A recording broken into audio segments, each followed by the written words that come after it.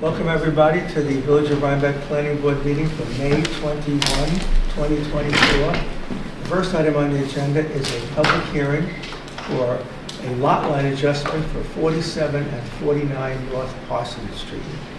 Do I have a motion to open the public hearing? I'll make that motion. Do we have a second? I'll second, Darren. All those in favor? Aye. Aye. Okay. Is there anyone here for the public hearing on 4749 North Parsons Street? What did you say? Is there anyone here for your phone call? Okay. It's a relatively simple thing. The applicant owns both properties and is transferring 2,000 square feet from one property to another. It's a simple lot line adjustment. I believe it's 47 that will be made smaller. Enlarged, and 49 will be made smaller. Right.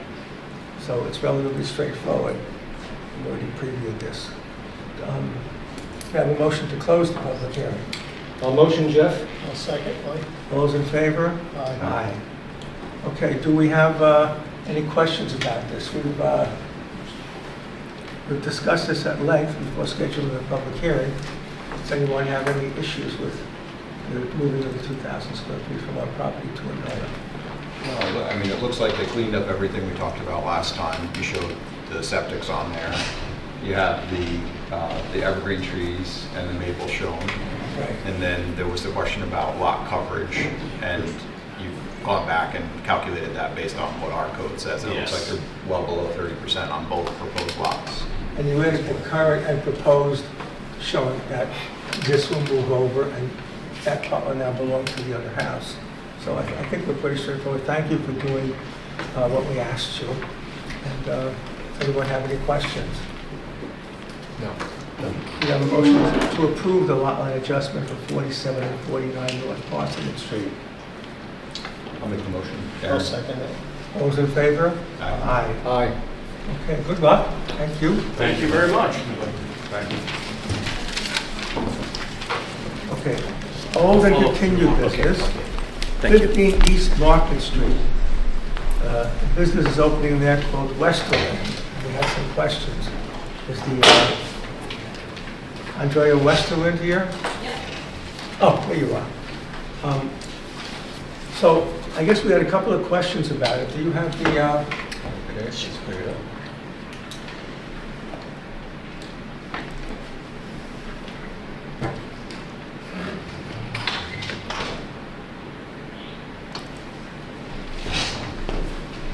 Are we starting with the sign app? I think we need pictures of the, yeah. No, that's Yeah, the old, the that's pictures the we old need. one. Okay, come on. This is from the Okay. website. The previous. Okay. Okay, you can come up and sit at the table. Yeah, if you would, please, Right. so we capture it. Right, if this is okay with your on television. Corrected application is the second document. So we had asked the gentleman who came last time, what is the sign made of? What does it look like? And it wasn't clear in the images that we had if it was, it's a black and white picture, so is it black and white? Yeah, so it's a black metal, I actually updated the sketch and the application.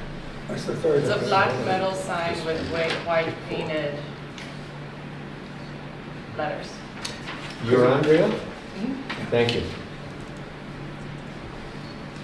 Right, so, because it looked like this might be, there were holes punched in the metal, but this is white on the metal. And there's a mention at the bottom, we asked him whether you didn't have any lighting, which is what we always ask about signs. And the gentleman said no, and then we've written down gooseneck lights. Yes, if I may add that. Then according to, I talked to Ryan, he said, yeah, that's allowed. So we would like Here's to what add it if we it's don't know what it, possible. we don't know what it looks like, and that's important to us, because we require the lights to be pointed at the sign, not up, Right. and mounted on the sign. We need a I thought picture. there was only one gooseneck light version. I've only ever seen one. On both sides, you know, on both sides of the creature, whatever, I forget what he said that was. But It's It's a fox and a bear. Yeah. a fox and a bear, right? So have a, but we have to, we could approve the sign and then have you submit to Ryan what the sign, the condition would be that you submit to Ryan what the gooseneck is going to look like, how they'll be mounted. It's old fashioned to say 40 watts, but whatever the equivalent of 40 watts would be. Yep. We don't want them shining on the street in people's faces. We want them aimed at, goosenecked at the sign. And so, I can do that. I guess, how do you feel about approving the sign and with the condition of the gooseneck diagram would be given to Ken or Justin for their approval? I think I'm fine with that. I did have a question about the size of the sign, though. Because if we go back to that image, if I Yes. follow the math on that, Yeah. it looks like it's 6 feet wide. Right. But it's very skinny, the body, so it doesn't, it does not come off on the 6-foot side. Sure. Because it doesn't occupy a lot of space. Um, Because the legs are, The issue with it at 6 feet wide, though, and 27 inches tall, it makes it 13 and a half square feet, which would be more than the allocation that you have for your space. right, but most of it's air. For most So- of it's air, so how do we, It's not like a sign, it's not printed on a piece of a rectangular sign, it's cut out of metal. no, So, I understand that, so I don't know that I've been on an approval We for a have sign this that problem was with circular mostly signs, air. figuring out how to figure the square footage of a circle. We've never had the square footage of an abstract creature like this, trying to figure out what the square footage is I'm of gonna that. look at I- the specifics in the I code. actually I held it up and took a picture if you guys want to see. It's a very nice sign. I think it's just a question of, does it exceed the square footage that's allowed? Jeff, did you see what the square footage is allowed? I probably have either up or the previous document. 9 square feet. Yeah, the whole building gets 11. And then you have to subtract the upstairs tenant. Right. So you're So saying a 11 little under, minus 2 is 9. 9 square feet. So how do we calculate the square footage of this sign? Uh, Suggestions? If, Well, it's if in that the- 2.7 times 3.3 is accurate, That's 13.5. So if I look at the code, it's a sign surface area will be the entire area within a single continuous perimeter enclosing all elements which form an integral part of the sign. So it seems to imply that it's the rectangle drawn around whatever shape it is. I think that's right. And interestingly, if we think about this, if we have, let's get back to our sign here. Excuse me.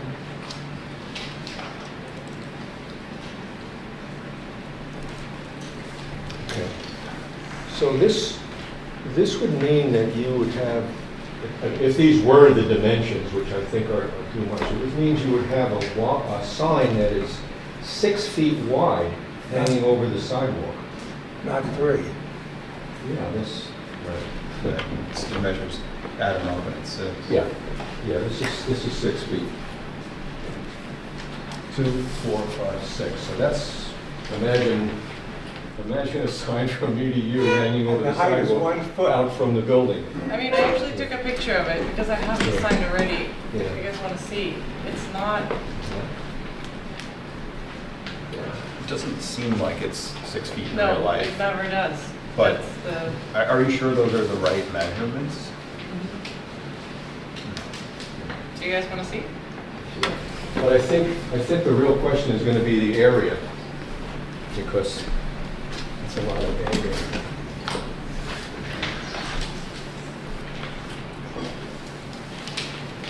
Oh, that comes down almost to It goes to the the tree. trees. That is pretty wide. Never had a 6-foot sign. Is that existing, or is this a proposal? No, it's existing. no, she hung it. So you've already put a sign up and you haven't gotten the approval yet? No, I did like we held it up and then we took it down. Is it, it's more than 7 feet off the sidewalk. We just hung it on the existing, I guess, the comic book store left there.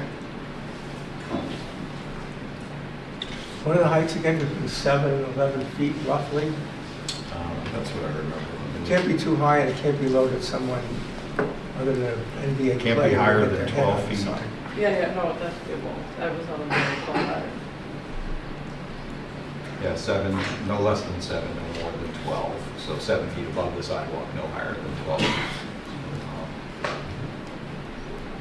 So if we're doing the calculation, then it's, It's 13 and a half, and there's 8 and a half for the building. But then there's a related question, there's a decal in the window, which would count as signage. Is that just temporary until you put your sign up, so there's no other signage proposed? So whatever allocation you're willing to put all into this.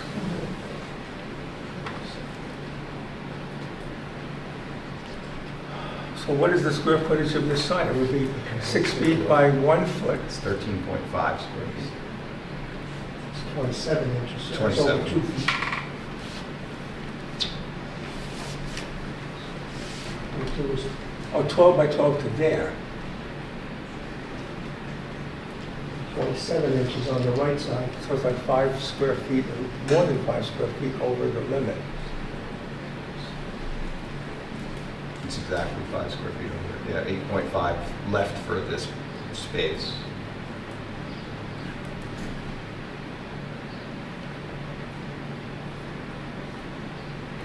I have a smaller sign that I can use instead. Which is a problem. Well, the other option would also be a variance. You could ask the zoning board if they would allow you to use this sign. Right, I'm just trying to open like Memorial Day weekend. We were already set back a Well, lot by. The sign is special- very large. 5 square feet over the limit, that's a problem. I have one that's 4 square foot, so it's 30% smaller. I can use that one. Yeah, I mean, for a provisional sign, does it look the same? And then you could try, if you wanted to seek a variance for this one, and if you're successful, you could just make the switch. Yeah. Because the problem is we just can't prove it when it's in excess of what's allowed. So what our code just says, you have to stop there and say no, or say you can go to the zoning board. I understand. So would you allow the 4-foot sign? Because then I'll just use that one instead. 4 foot by how tall, do you know? I mean, it's the same, Does it scale or is it? yes, 27 it's the same inches? scale. I mean, yeah, it's a logo, so it's. 4 feet wide by, Well, if it's 6 foot now and it goes to 4, it would be a third smaller, right? So we can, that'd be under the limit. that would be under the limit. 8 inches. Okay. 8 inches. 8 inches? So 4 feet by 8 inches? That sounds small.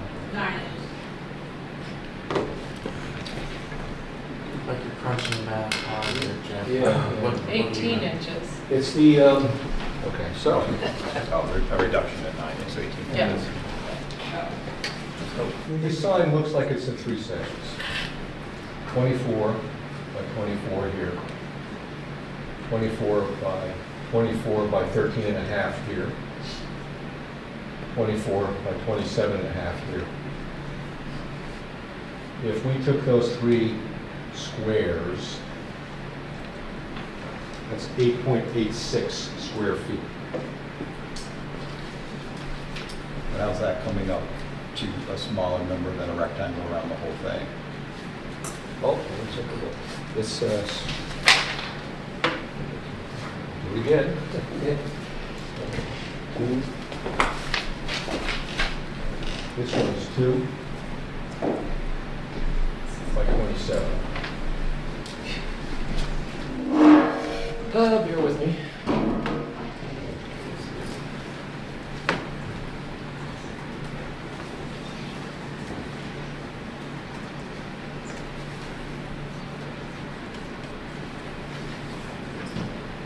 Two.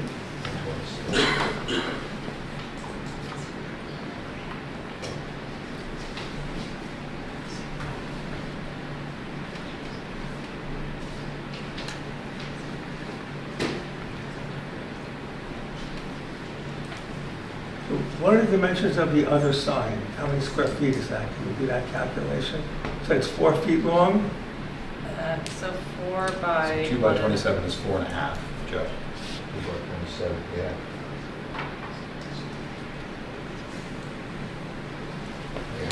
The other one you said is 40 by. Yeah, we've got 2 of them, so you're right. So, 18. so in other words, here's 2 by 27, that's 1 4.5. Here's another 2 by 27, that's 4.5. The only difference would have been if you're only considering this 13.5 by 24 in the middle here. That's why I came up with a smaller number. You see what I'm saying? In other words, You eliminated that between in other the words, words. this square here, right? 2 by 27, 2 by 27. I think the law was meant to 2 by put a box 13.5, around yeah. the sign. Or Yeah, so like the question, around the box with a right. circle. Yeah, exactly. The question is, as you read the spec, the code, is the code going to require Yes. the full dimension, end to end, top to bottom? That's the way I understand That's it. 13.5 square feet. The alternate sign is 5 square feet. Did you get 5.6. 5.6? Well, we could approve, you have to get a picture of it to Ryan, but we could approve the smaller sign when we have the numbers. I think this is the picture of it, just about 40 inches by 18. Yeah.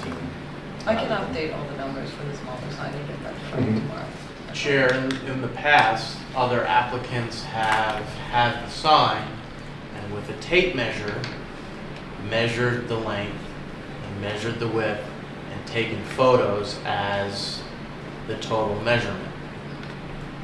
So instead of just white paper with those measurements drawn on, actually seeing the tape measure and the measurement might help Justin and Ken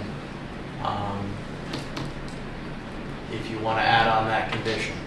So we could approve the smaller sign subject to verification by the zoning enforcement officer that the smaller sign meets the sign allocation for this store, and that the gooseneck lights will be submitted to the zoning enforcement officer as well. They will approve both of them. We'll have measured the sign with a tongue to verify to us that it's correct. Great. Does that make sense? Yeah. I should have just brought the sign. Do you want us to make a referral? Could we make a referral to the ZBA tonight, so she doesn't have to come back to us, and then you could seek approval for the bigger sign if you choose in the future? Could we do that without having it on the agenda? Yeah. So what are the dimensions then of the smaller sign? The smaller sign is 40 by 18, right? 40 inches by 18 inches? It's 4 feet. Oh, it's 4 feet by 48 18 by inches. By what, by 18? 18. 6 square feet. Yeah. So that one's approvable, So, but then we could make a recommendation to the ZBA if she wanted to go ask for this sign for the future. Mm-hmm. I probably won't. I'll probably just go with the So small. smaller. all right, so I will make a motion that we approve the smaller sign, which is 40 inches by, 4 feet by 18 inches, and that the zoning enforcement officer will verify that that is correct size of the sign and it meets the requirements for the square footage for that property. And he also approves the submission of what the gooseneck lights look like with the bulb limitations. Great. Okay, does that make sense to everybody? And that also leaves you 2.5 square feet you could use somewhere else. If you want to have a window decal, Yeah. you have to come submit that to Ryan, but And the officer should confirm that it's no more than the maximum lumens or brightness, and that it's not pointed at pedestrians as they pass by. That completes the yes, motion. that covers the motion. Do we have a second? I'll second the motion. All those in favor? Aye. Aye. Good luck on your opening. Thank you. Sorry, so difficult, but we have rules and, Yeah, that's all good.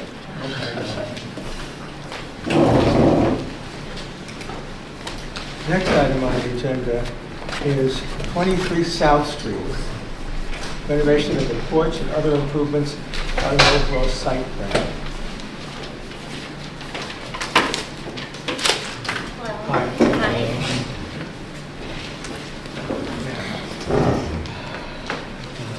And we have Evan Hughes and Catherine Whitman. Waldman. Whitman, oh, Whitman, yes. You're the architect. Yes. Evan or Catherine, which of the documents should we start with? The revised 240513 Okay. and Let's see could if I, rotate it. yeah, let's see if I can get this in a rotation.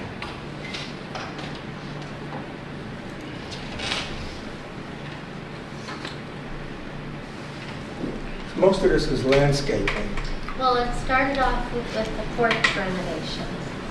And we applied for the building permit for that, and that kicked us over here because it's historic porch. And we said, while we're here, let's submit the landscaping and the lighting and everything at once. So, but we are mostly trying to get the porch approved right away, if possible. Okay. So it goes that way, yes. Okay. So this is the new porch. Right, and we have detailed drawings of the porch, Sorry. which we're preparing to match exactly what's there.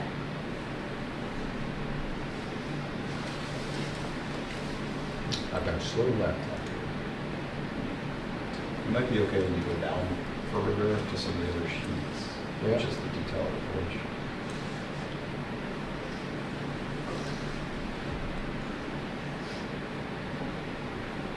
We'll come back to this drawing when we talk Okay. about the lighting. All right, I'm gonna, give me a moment here. So I've tonight, actually you're moved just copies. asking about the porch, or No, we're we're gonna go through go everything. through everything? Okay.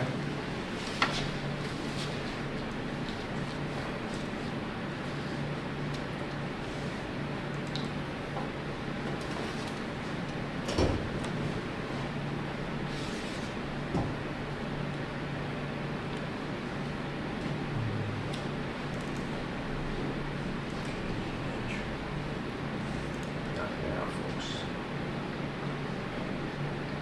All right, try this.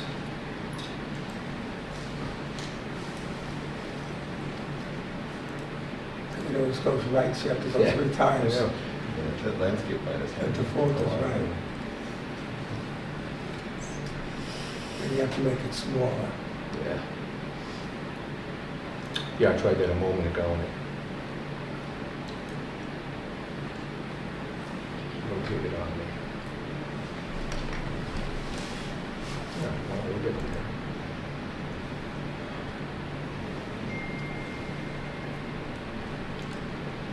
That might work.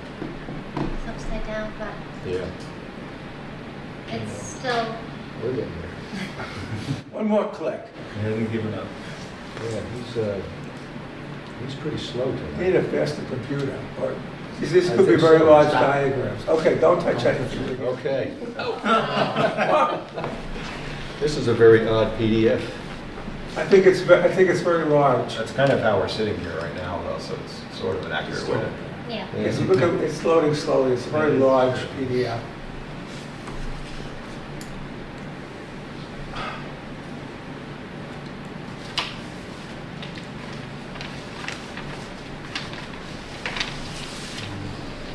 There we go. It's gonna happen again. That's weird, when I try to make it smaller, it goes, it rotates. Versus instead. something else. So- We could do it upside down. Yeah. It's- That blew by past the first couple sheets, and then the other sheets were more cooperative because they're smaller, like they're smaller images, so you I might think this is just a very large image and your computer's having go to trouble. like sheet 4 or 5. It might Okay, work. we're here. Drop the mouse. Well, I could give you an overview since we're on this Mhm. sheet.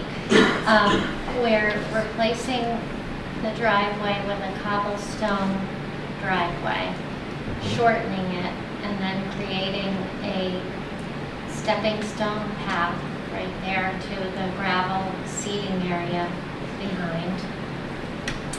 And then we're proposing further down a 10 by 12 shed, which is below the size where you would need a building permit. So we're just putting that in, going ahead and putting that in. What's the square footage of the shed? 120. Okay. Then, if you look at the entrance to the front door, that's a bluestone path distinguishing it from the driveway. And you come up to the porch, which we're renovating as it is, with removal of a later addition porch along the west side of the house, built in the 90s for a wheelchair. So there's actually, when you go further down, we have a drawing showing the demo, and it takes off a 90s ramp-like porch on both the west and east sides. This is where the ramp was. There was That's one right. there to the back of the house, and then one on the west side, which is up at the top of the page, along there. So we're going to take both of those off and just return the porch to the original front porch. And reuse the balusters, match the railings, keep the columns, just repairing rot. The only diversion that we're proposing is to use a composite flooring material. And we brought samples, if you want to see them. And then the rest of the project is fence and landscaping around the yard, these patios that you see. And there's one other impact on the east side where we're taking off the porch. You can see it further in the drawings. There's a depression in the house. It's like an outdoor alcove. And once we take the 90s ramp off, there's no access to it. So we want to make that interior space and put an exterior wall and use it for interior closet space. So we can show you that when we get there.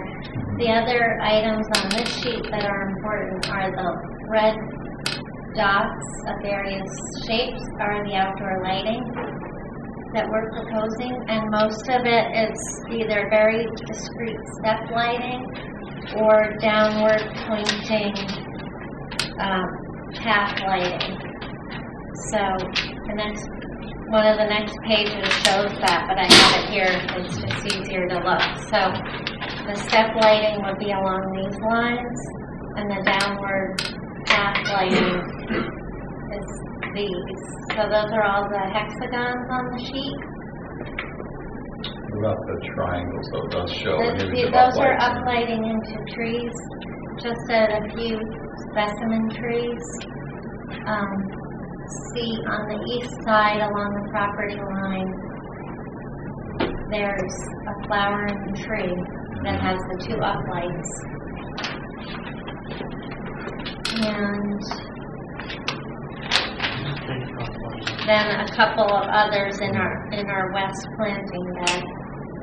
Along the fence. Yeah.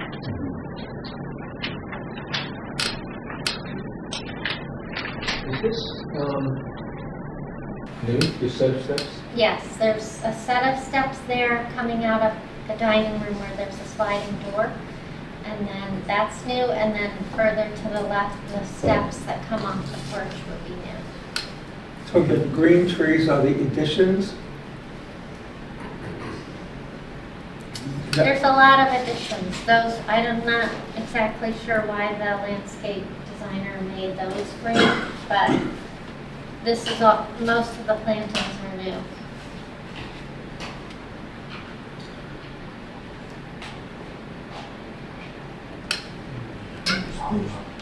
Two lines of a lot of vegetation, which is good screening. I'm just concerned about the uplighting into the trees, how the neighbors might be concerned with it. I don't know what our code says about that. It does say no uplighting. Just look. Yeah, no, That's easy for us to remove. The other thing that, There was some window changes. Well, this is the part I wanted to show where that alcove was. So you, where those heavier lines are is where we would be creating an exterior wall and siding it to match the existing. that would be an improvement in my mind. Yeah, Yeah. so demo of proposed window, and then you're putting in a square window. That's the existing right now, so that's the ramp we're removing. And then the dotted lines are where the alcove is. Right, that area is like a recess. It's very odd. I'm not sure what the original idea was. So that section goes in, Yes, by what, 3-4 feet? Yeah, it's not very usable the way it, and you want to bring it back out to the surface of the house. That's right. That's right. Oh, yeah, there it is. Yeah. Right, so in this recessed alcove here, which is come, here's a door and that goes away. right. Because this will be brought out to the plane of this extension on the house. Yes. Are there windows in it, or? We're gonna put another window in where the door was. If you scroll down, that's the proposed. Because the door is above grade, so obviously it can't stay when the deck comes down. No, that's, sorry, it's down further. New window, square windows.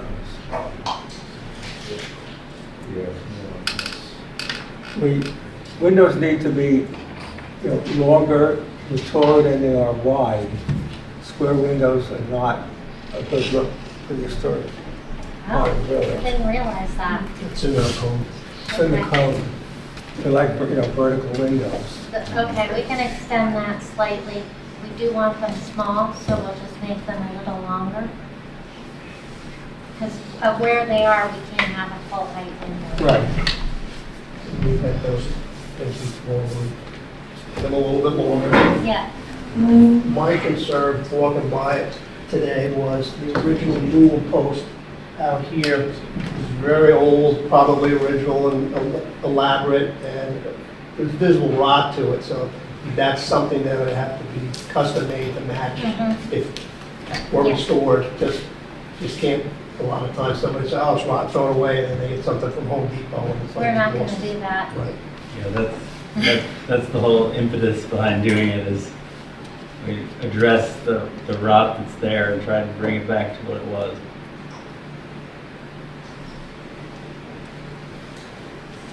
So of these two elevations here, this is the current elevation, and this is the proposed elevation?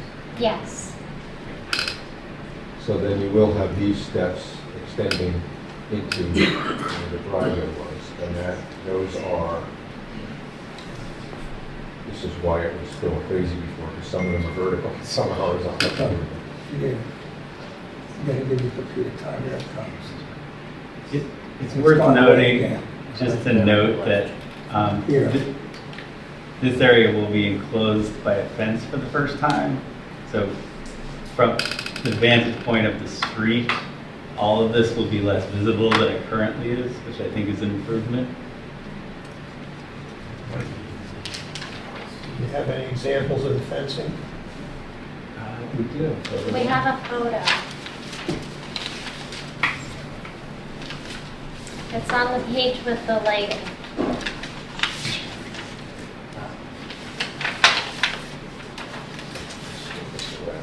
It's a cedar unpainted.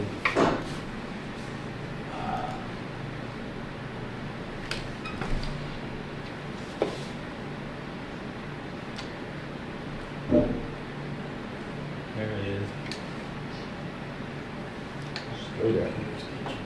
Yeah. Sorry about these rotating sheets. No, it's a massive file. Yeah, and some are vertical and Some are vertical, some are horizontal, yeah. so when I try to spin, so the vertical ones go sideways this way. The computer is trying Doesn't to like it. sharpen the images. Well,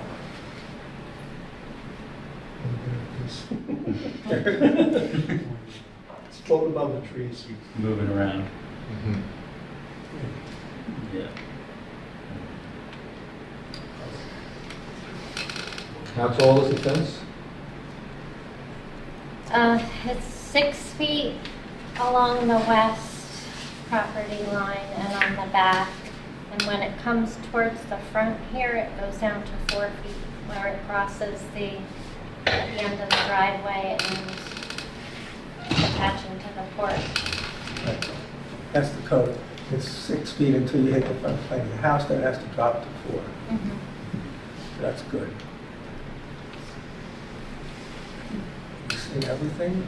So how much of this is different than the site plan that we approved some months ago? That was all interior stuff. Well, we did talk about the porch. So the porch, you're not in other words, all you're proposing on the porch is the deck, changing the decking material. And any place that there might be damage or rot in the existing newels, or in other words, all of the detail, the railing, all of this will be the same. That's right. If you have some rot, you will replace it, you'll duplicate it. Mhm. Was that actually an approval, or that was a discussion? Yeah, that was a working Right, I don't think meeting. we actually approved anything, you had come in with some Okay. concept. That's right. And since then, we've shifted our focus to doing more exterior work and less on the inside, so. Okay, and the L-shaped porch, is this the same dimension, the same footprint of the existing porch? Well, it is, except that it continues on in the existing porch with the new addition. Get that sheet up. So there's a demo page that shows these dotted lines here. That's Yeah, where the existing there- 90s ramp is, Yep, there yes. you're on it now. Okay. Much smaller. And those don't have any overhangs, they're just platforms, parts that we're taking off. And you're not putting a roof over the new. We're gonna use the existing roof. Over the new, there's no new porch. Do you mean, On the west side. on the west side, the porch comes down and it will just be at grade. That's why there's the need for the 2 new steps. They're stripping away To the the dotted west. area altogether that exists today, they're taking it off. Oh, you're not replacing with? Not replacing Oh, okay, that. so, Okay. Yeah. Wasn't there also like an arbor or some sort over that? There Cover of is, some sort? yes. That's gonna go I away don't- too, or? The terminology arbor versus, I think that's what it is, yes, with some climbing vines. Yeah. That's also rotted considerably and, Perfect. yeah. Yeah, I have a little picture of it. So that's That's coming kind of- away along with the. Yeah. So in this new, what will happen here is after this section is removed of the porch, the existing current section will continue, but you will have, I guess, another newel post here to provide, and there will be no railing on this portion to provide access from these new steps. The newel post is there already, Okay? or the post is there already, and yes, we'll have, if a railing is required, we'll match the other newel posts. Okay. I don't think But- we're gonna need a railing. Well, it's 2 steps. that- Yeah, if you're having steps here, you're removing any railing that, there wouldn't be a railing here, I see.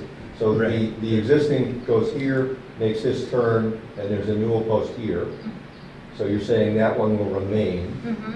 but, and there won't be any railing here, obviously, on the new steps.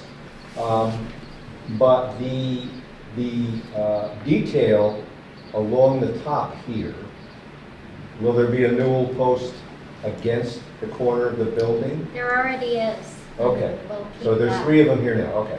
And the brackets, the corner brackets at the top of the newel post to the underside of the roof will remain or be Right. replaced exactly? Mhm. Okay. All right. See, this is the most important thing to us because that faces the street. Right. And we don't want the look of that to change because that's the most historic part of it, the part that faces the street. We're less concerned with the back and moderately concerned with the side, so that's the relative importance of it. And how about so this facade here, which is, I guess, the east facade, right? Mhm. And this, sort of the new one, okay, so this will be the new east facade. Right. These 3 existing windows are exactly the same and remain. Mhm. Okay. These 2 upper windows are the same and remain. Mhm. You're proposing to put a matching window here that matches these 2 over 2, same detail. Mhm. Exterior muntins on the windows. Mhm. Okay. And same surround detail, sill and surround detail. So the only thing remaining is the issue that, as was mentioned, you can't have square windows. Okay. Windows have to be taller than they are wide. Mhm. That door shows 3 steps. Uh-huh. I don't know whether 3 steps might require a railing, you'd have to check with them. 4 risers requires a railing. Yeah, I'm not sure, but Well, 2 that steps would I be- know doesn't, but I'm not sure about 3. I think it's 4, but 2 code. Huh? Comply with building code. Comply with the building code. Yeah, right? so that would, They'll look at it. that would apply to these as well then. The ones that look like Any 3 exterior versus 2. steps. Oh, the 2s are okay. Yeah. This remains as 2 steps, and then the 3rd step is onto the existing porch? Yes. Okay.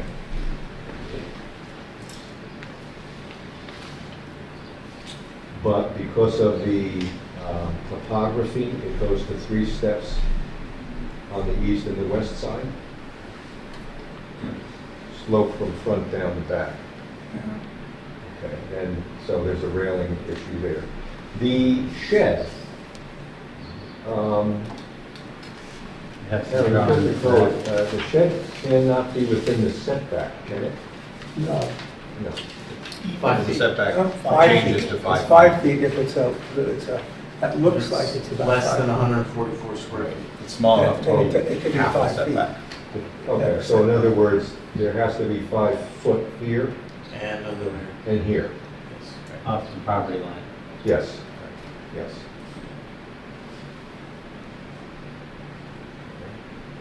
All right, so You said you had a composite example of the decking, too?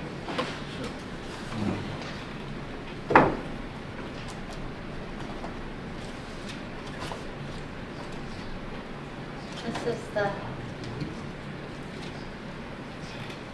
It's like a timber type. So tongue and groove.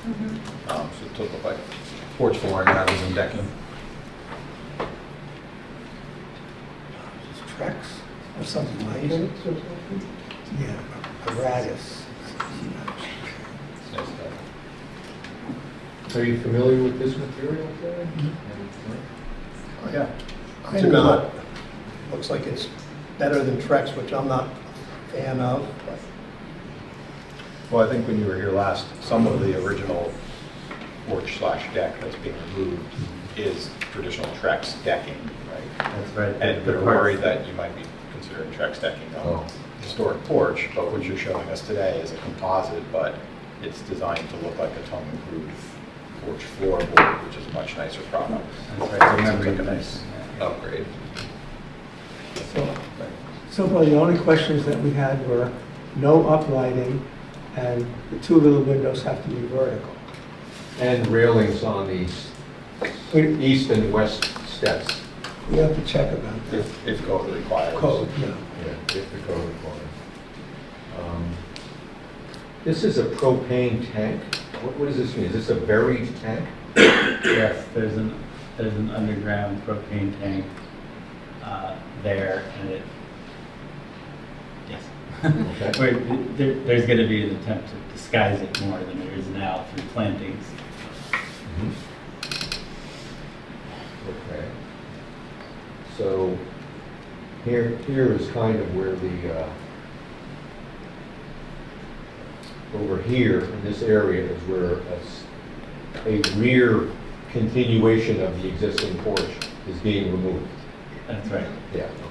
And that's the one that's And you've got a bluestone, and this bluestone,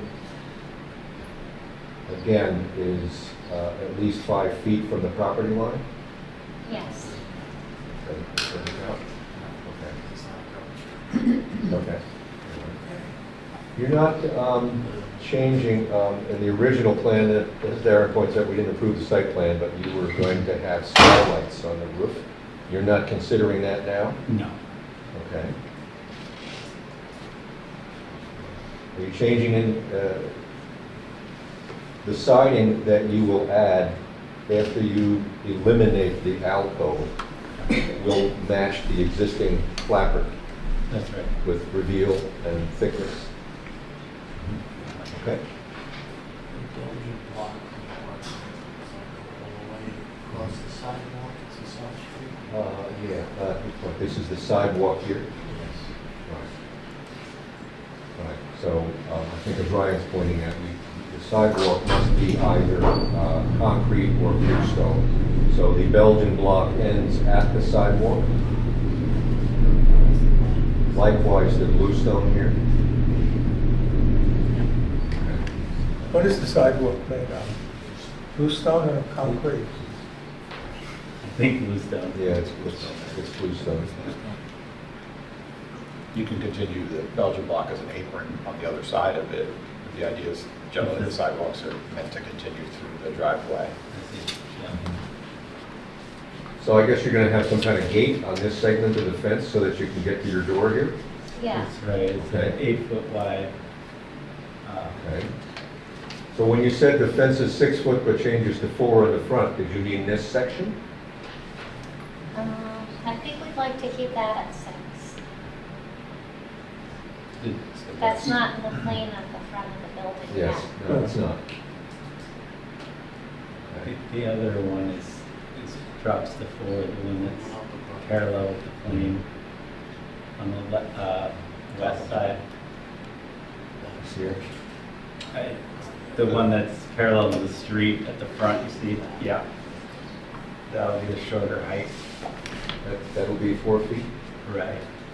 Okay. And you're putting new stone walkway here, and I presume another gate? Mhm.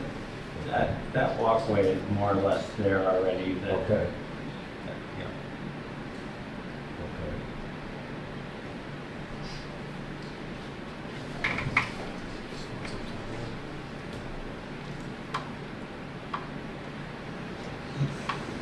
It's pretty good to me, that, a good improvement. I think it's super tasteful. It's well thought out. It's nice to see a full-blown landscape plan. You know, even the shed, which you're not here to talk about, I think is really tasteful. It's an efficient use of space. I thought it was pretty creative the way you have the shelves rolling in there. But other than the uplighting and some of the comments about the windows and just ensuring we're using the materials that were brought up tonight and recreating some old elements on the porch, I think it looks great. Fences included. And the railings, if required. If Right, required. Ken Porch asked- elements, all of them. And the agreement to either keep everything original that's in the front of the house or restore it in kind to match the existing detail. There was mention of a metal pergola on the plan. Is that still consideration? Obviously. That's, okay. That was the older version. So is that, I think we've got everything. Someone want to make a motion? What are the items? No uplighting, vertical windows, restore the columns on the porch if they need it, and check whether railings are required for the various steps. Yeah. Does the board want the CEO to check the vertical windows? Or do we want them to come? We'd back? like the final plan just to have the final plan that gets submitted needs to have the uplighting removed and show vertical windows on it, and railings if the building department or the zoning enforcement officer Yeah. wants railings for certain steps that may be too high. Yeah, and confirm regarding those windows that they will be, in addition to being higher than wide, that they will be external muntins, and the surround and sill detail will match all the other windows in the building. There's some That's the divided motion. light, right? Oh, you made the motion. You? Oh, I made the motion. Yeah, and I was just adding that to your list. Okay. Oh, I made the, That's the motion you're making? Yes. All those- I'll second that motion. Jack? okay. All those in favor? Aye. And good luck. Great work. Thank We you. really appreciate taking care of our historic I buildings. did get another heptic clothing tree. Your tree is a rare one. Thought we had the only one. Next item is 59 Chestnut Street. They are returning from the zoning board of appeals. They were granted the variance. Congratulations. I guess we've been through this in a couple of meetings. And do we have any additional questions to ask about this?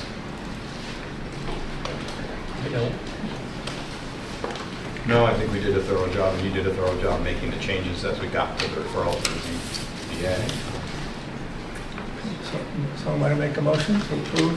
I'll make the motion to approve. 59 Chestnut Street. I'll second the motion. All those in favor? Aye. Good luck. Barely had a chance to sit down. I know, well, you've been here a couple of times. Thank you. Paul here, Thank you. they're hiding in the back.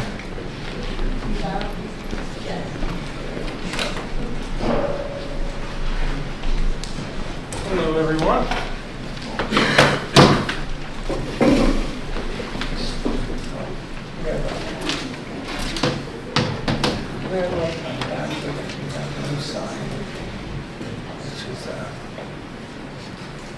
Much nicer than the old sign, very colorful, Paul. Thank you. That was provided by our client. Very tasteful. And it actually says what they do. Yes. It's nice, right? It's nice, yes. Informative. Signs should be informative. It's exactly the same size as the existing sign, Correct. Yeah. hanging on the same Exact same bracket. bracket, Yep. and there's no lighting. No lighting. I have no other questions. Straightforward. Make a motion to approve it. I'll second, Jeff. All those in favor? Aye. Thank you, Paul. You bet. Next one is 6 Mulberry Street.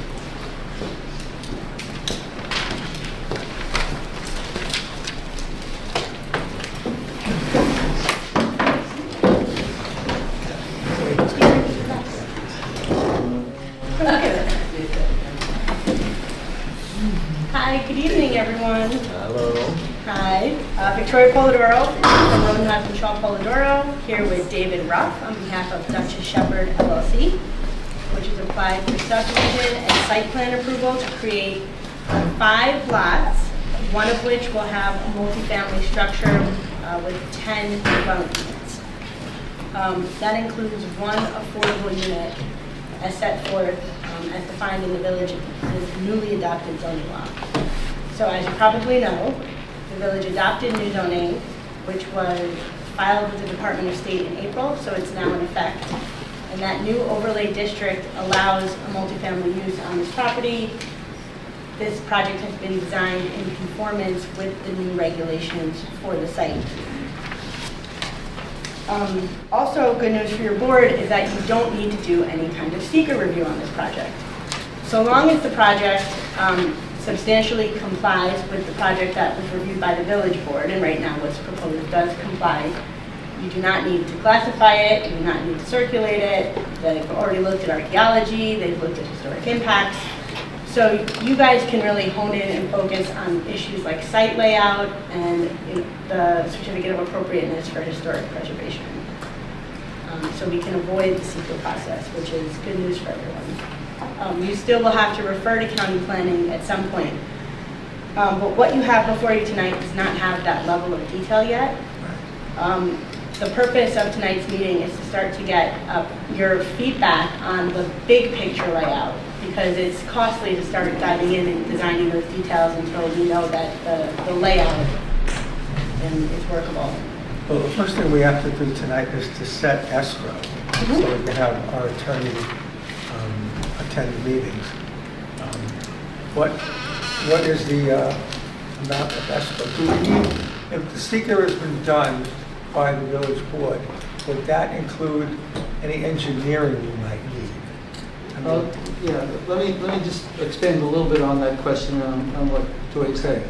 Seeker has, the village board did what's called a coordinated review under Seeker. That's when they loop all and they send, and the way to do it is they send this board a notice of intent to be lead with which that you can either object to or not. The board did not object, and that meant that their Seeker review binds all of the involved agencies, including this board.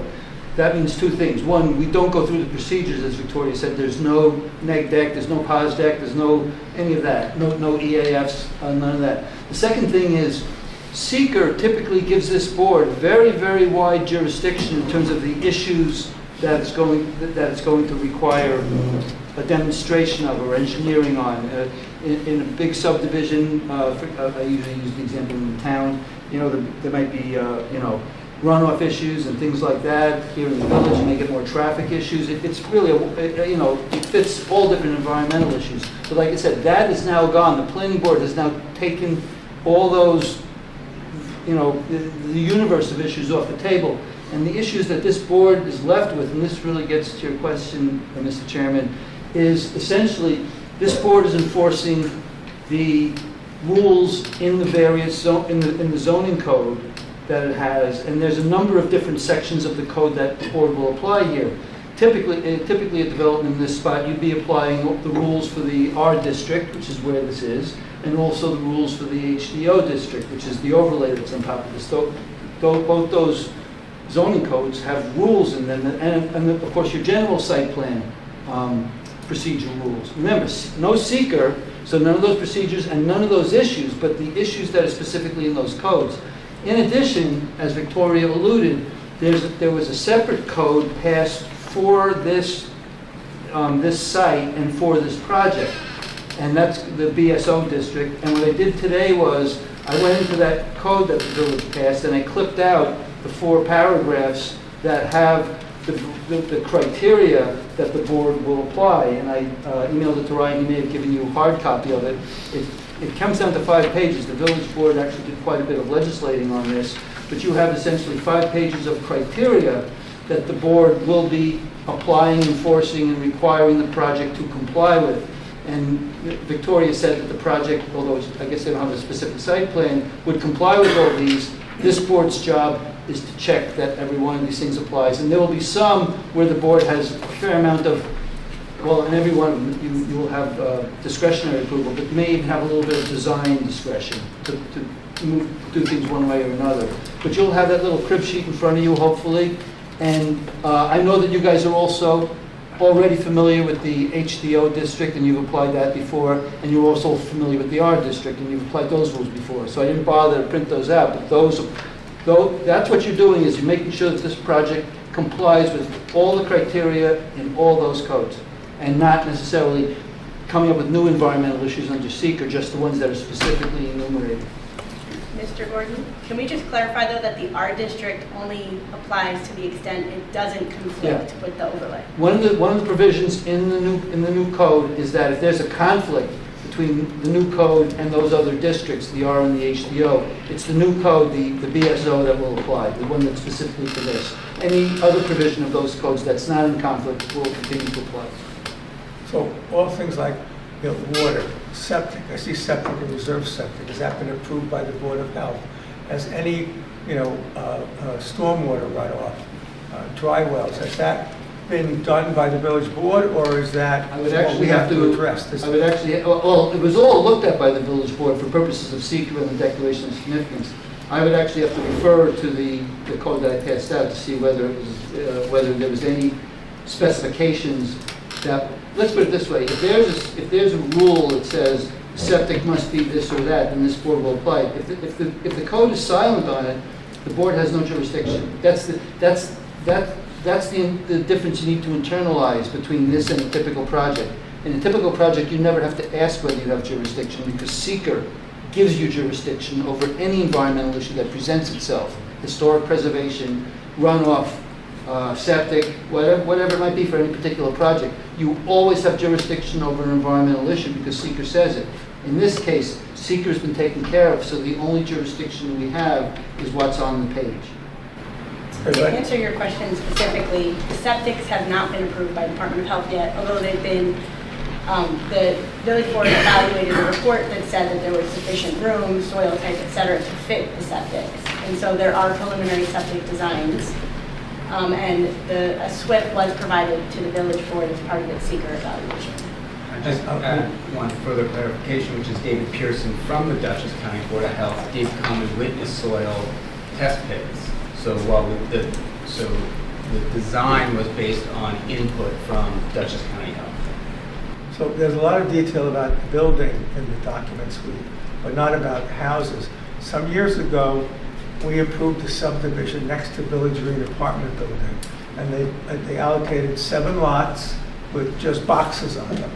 And as each lot was sold, since the planning board has a review of any new construction in the historic district, they came to the planning board one time and we looked at the house, the windows, the driveways, the porches, and you know, so is that what you Yes. envision happening? Yeah, You've right allocated now- 4 boxes for now with 3 bedrooms, because there's this thing Right. about 31 bedrooms. I don't understand what the The limitation 31 was. but- bedroom restriction had to do with the capacity of the land to perform for the septic. It's for the parent parcel. That's what I think it's a septic. So there would be 12, So we're not 3, 3, 3, designing and 4 3. single-family homes at this point. right. It's just the So we're lots. just talking about the River Center. Mhm, So and then the- as I understand it then, we have, the first issue we have to face is historic demolition permit. Because according to the plan, you want to knock down the cinder block building and part or all of the gymnasium. It doesn't, there's no overlay in any of your documents that I could find that showed what it looks like today and what like the dotted lines we saw before, what's leaving and what's staying. And then there has to be the subdivision.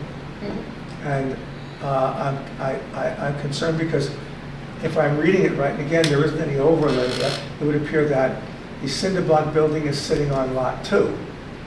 And so we have to, deal with demolition permit, we're going to deal with subdivision, because you're going to have a building sitting on the thing.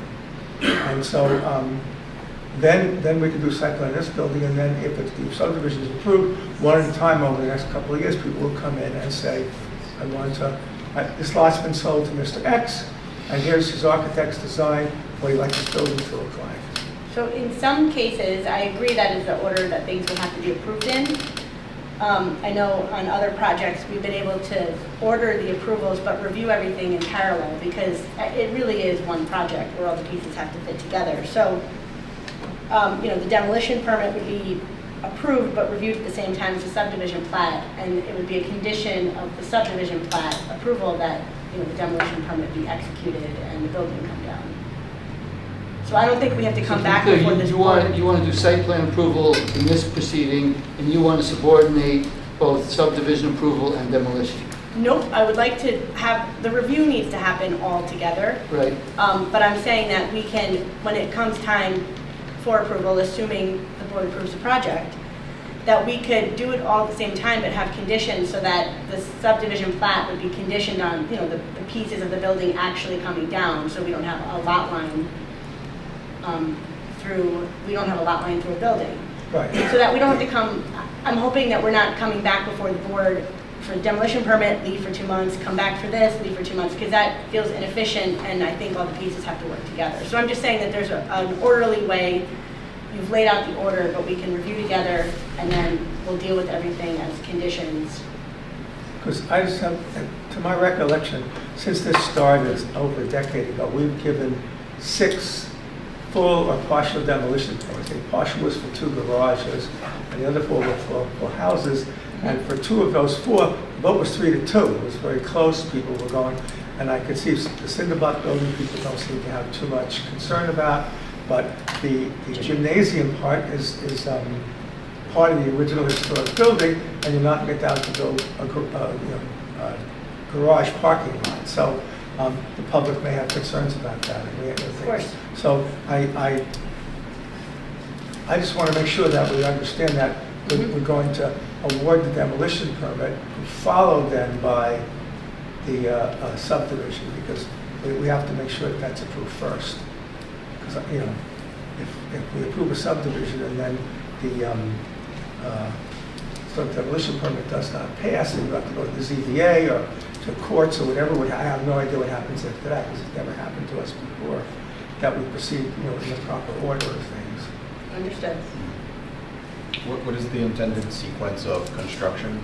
Provided you're successful here, you get things moving with the demolition permit and the subdivision, you would do the demolition on the school, and then you would begin on the larger multifamily building, The or you school would start is on the the lots? multifamily building. Right, but the school being the multifamily. Yeah, no, the lots, right now, there's no plan to develop the individual lots. It's unclear whether they will be developed by this applicant or sold. The focus is going to be on the multifamily building. So you receive approval, you turn right to that building, and then the lots are something for the future. It's not the lots come first, it's the building. Right, that's what we cover next to Village Green. I think there's still some vacant lots that haven't been approved yet. Someone's come to us with a house. Yeah. Okay. Yeah, and when if the demolition permit is granted for the cinder block building, what do we find when that comes down? And what, is that going to be part of what you talk about, the site plan?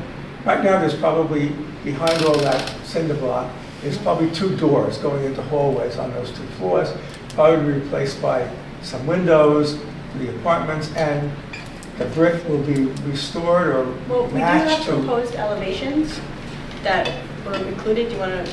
Sure, I mean, I think to a certain extent, I wouldn't put it at nearly 100%, but that process has been thought through by us.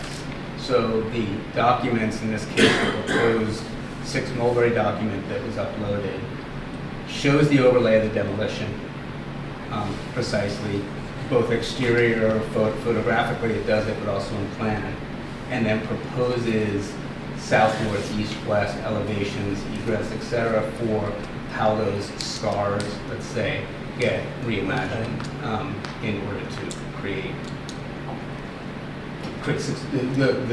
the new 6 And I assume it's all part of that will be lead, asbestos, the dust and Well, construction. there's no doubt that any process that we build out will be done according to law, right? So if we do a demolition, we'll have to do asbestos ACP 5 and do that prior to pulling the permit to certify that if we need DEP or OER to do Right. remediation, right? So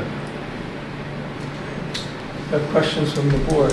So I think, if I understand you correctly, David, what you're getting at is, if you follow some sequence and you come for a demolition or a partial demolition,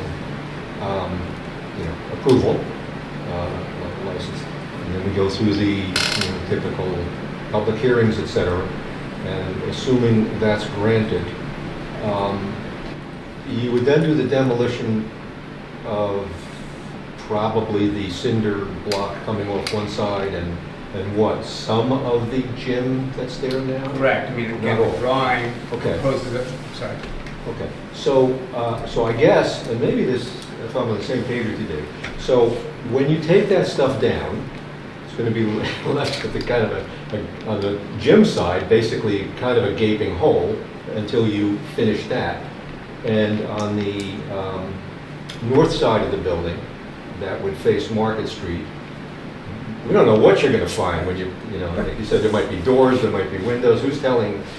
So the question will be, what will be done to that facade of the building? And all of those things have to do with the approval of the apartment building site plan, which, that's after, the demo comes down and, Well, so to be clear, how projects of this size normally work is to get financing.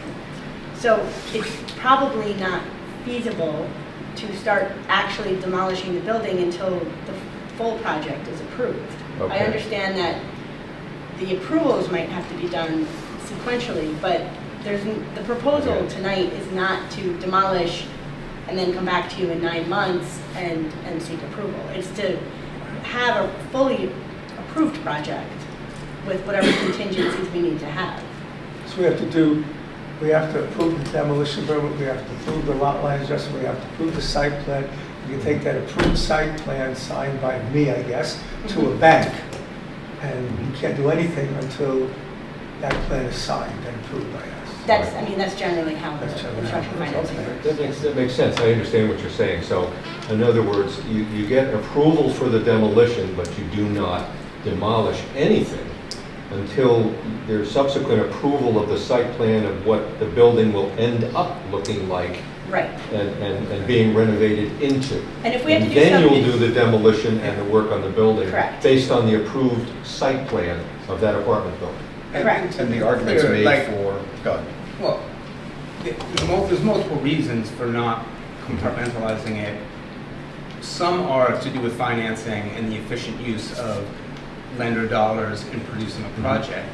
But other parts would be the disruption to our community, right? I mean, we would have to somehow temporary sheet and shore those open areas of the building, which no matter how much money I spend, is not going to be very pretty and will be inherently less safe. And so it would be, and then be there for much longer while we went ahead and then permitted the next phase. So it would probably not be in anyone's interest, I would think, to do it in a kind of compartmentalized fashion. Right. But that's not to say that you'd be against any kind of investigatory work. I mean, it could be that something could be accessed from the inside, and if you're just trying to identify what actually remains where the addition is, and the floor plans will help too. The existing floor plans will show you how much is actually left. Ryan's had a ton of material that you submitted. We need a chance to review all of that. Okay. So then, just following up, that makes sense. And then, David, following your turn on wanting to minimize the disruption to the neighborhood while this occurs. So the apartment building will be a pretty major thing. I assume you're going to want to move that as fast as you can because time is money. So when we go through that, there's also the issue of the subdivisions, which would result in 4 additional building lots, right? So my concern now is that we don't end up with the apartment building demolition, renovation, and completion going on at the same time. 4 additional sets of builders who bought those lots are attempting to build 4 new houses at the same time on what's currently the same parcel. So I'm not sure, maybe my question to David Gordon is there any conditions we can put on the development of the 4 lots, timing associated with the completion of the apartment building? Well, at the start, I mean, the applicant, I mean, this doesn't always happen, this is a little bit of an unusual project, but they're basically saying they're really kind of focused very much on everything they need for the schoolhouse. Yes. And they're going to, the impression I've gotten from hearing from them over the course of several months is that the subdivision aspects in the single-family homes, what we call them single-family, it could be duplexes or whatever, are subordinated, and they're not even really thinking about it now. And if they approach this that way, I think your question, that would be fine in terms of your question. They would build a public school redevelopment and then turn around at some other point and start moving in a direction, perhaps not even on an individual basis, and that would get past the problem. If what they said is that they want to move the school first, and they do that, but right at the tail end, they come back in for the subdivision, so then it moves very quickly, that's where your question comes into. So I guess we'll need some assurance from them that if they're going to want to move the subdivision quickly after site plan approval, that the board's preference would be to... I'm not sure that we could, procedurally, I think subdivision has to be a condition of site plan approval. Right, I'm talking about the individual development permits. But, I mean, if those lots are sold to private parties, they're not going to be able to control when they're built or not. But you sell them. That's my concern. You can choose when you sell them. Yeah. Right, but I mean, this, If they're going to be sold, Jeff's point is, if they're going to be, and there's some value to this, if they're going to be sold quickly upon the development of the school, then you probably want to see the whole thing together for no other reason to manage the construction timeframe impact. So kind of ask you to make that choice. But we can't design lots that someone's going to buy with their own house and their own design.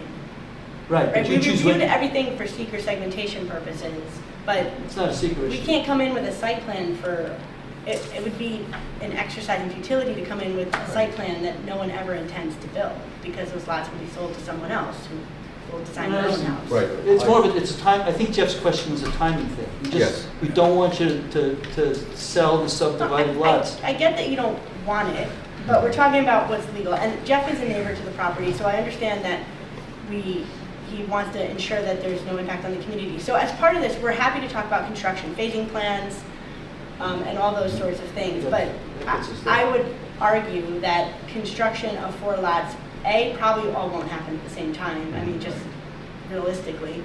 And B, even if it did, it's probably no more of a significant impact than if it happened one by one by one. I mean, you're putting the hammering out over a course of 2 years, or you're putting the hammering all together for 6 months. Well, that's the nature of the question, and that's the I board's just don't know what judgment. that would, Yeah. But I understand, and we'll think it through. And, you know, before, on the other side, I mean, if there's 5 crews out there at the same time, with the trucks and everything else, that, you know, with all, you know, I understand what you're saying about stretching it out, but at some point, the road starts to get saturated and Okay, stuff. well, So- we'll give it some thought. Yeah. We heard your concern. Thank you. Yeah. And the other thing, and we probably can get to this when we get to that step, which should come soon, I presume.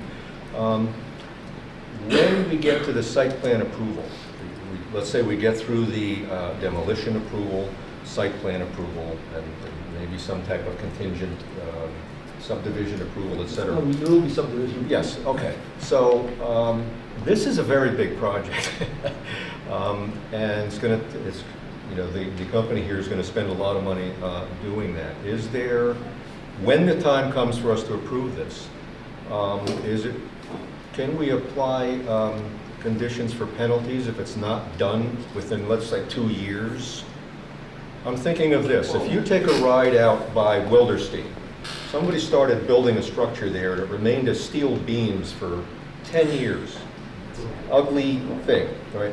If this company goes bankrupt, and I'm assuming you won't, but, you know, it happens. So any large construction effort, if the company went bankrupt and abandoned the property, can we define some type of escrow for completion or closure, et cetera, or is that a topic for a future meeting? Okay, first of all, you used one word that I want to back up. In terms of penalties, that's going to be governed by this board can't legislate, so that's going to be governed by existing law.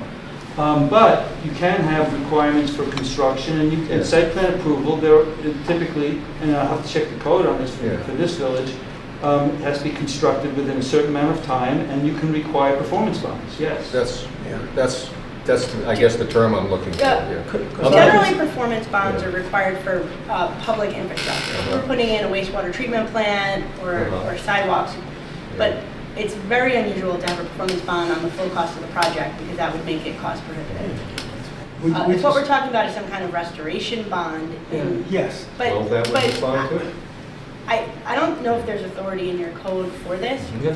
We'll take a look and see what's there. But in general, the planning board can monitor progress of a project, and if something is not happening and they've come in for an extension, that is your opportunity to either deny the extension or talk about timing. Penalties and those sorts of things are outside the planning board's realm. It's less penalties than, and the scenario that was suggested was essentially, you know, bankruptcy or something of that nature where the entity wouldn't be functional anymore. And so, you know, there are, as you said, restoration or completion, that's what performance bonds typically are. You know, we can get the numbers straight, we'll also have to look at the authority in the village code. But the point that was made is that if it's a big project and it's being left, you know, halfway done because of some unforeseen problem, can we solve that somehow? Right, and when I say restoration, I mean making sure the site is clean, that there's not a lot of debris, and that things are closed, not not a bond, you know, you can't have a $10 million bond. No, no, for the it's just that if project. should something happen, like Yeah. Chip was saying to the project, Mhm. and where the Cinnabon building's demolished, we now have this jagged, broken brick and 2 doors sticking there, and that stays there for the next 5 years until someone buys the bankrupt project, continues with it. So just to make sure that if something happens, the site gets closed up or something gets finished off, so the village, everybody walking down Market Street doesn't look at this, what is this building with 2 doors and a bunch of broken bricks on it? So that's the concern. I don't expect this to happen. No, I But think. this is a much larger effort than has been conducted in the village for probably decades.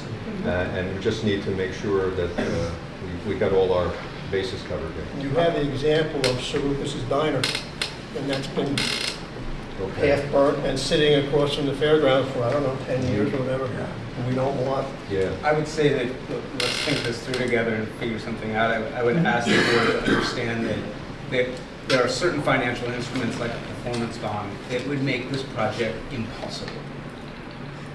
Just the cost of that would eclipse it would ruin the opportunity. So we should think together what sort of assurances we can find and pathways we can find. But a strict performance bond is a non-starter. Just, I know because I do this in other capacities, so it would not be.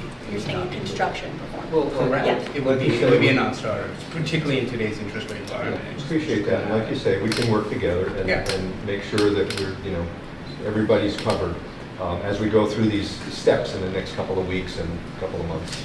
I understand the houses, they're just 4 boxes like we had on next to Village Green. And since we get approval of any new construction in the historic district, they came to us one at a time. We talked about the porches and the driveways and the direction of the doors, and we start from scratch doing each one. And I know you're going to sell it. If they're sold, they'll sell one at a time. We understand that. So do we set an escrow? Yes, we did set an escrow tonight. David did that. Huh? Okay. You did not, Chair. We did not, no, I did. If you go by the administrative fee schedule in place and by the square footage, all proposed projects between 3,001 square feet to 10,000 square feet is a total of 17,000 in escrow. And that would be for David. That's my question. A portion would be for we ever David, need and- Ty and bond to do any review of this, or has all that been done? That's. Well, that's just well, a starting, like, you can always increase the escrow if the project Yeah. approvals take a long time. Yes. Also, Refund whatever's Mr. Chairman, you left. may already be aware of this, but I did look it up as we were speaking.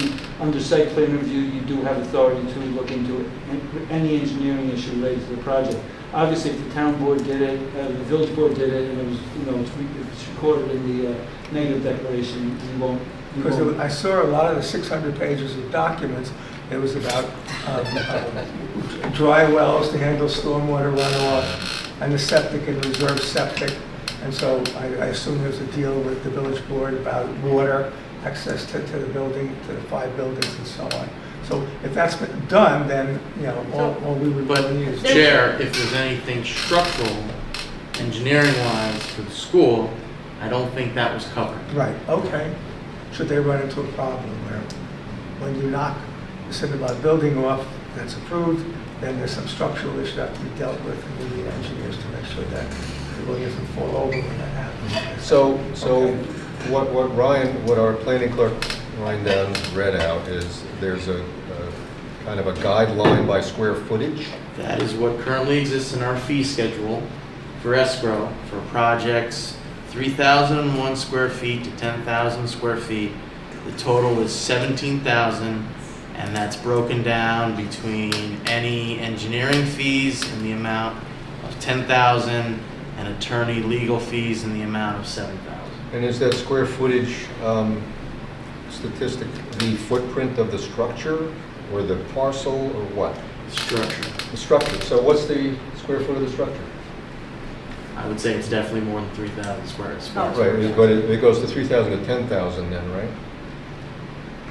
Do you know the square footage of I the can structure? to the takeoff, but I'm sorry, the metric is done per the square foot, or Yes. it's just within the boundary of 3 to 10? 3 to 10. It's That's the first within level. And the that second- square footage level Is that the of the lot? proposed project. Or is No, it it's not the the lot. building? The It's structure The lot is the before or open. after the demolition?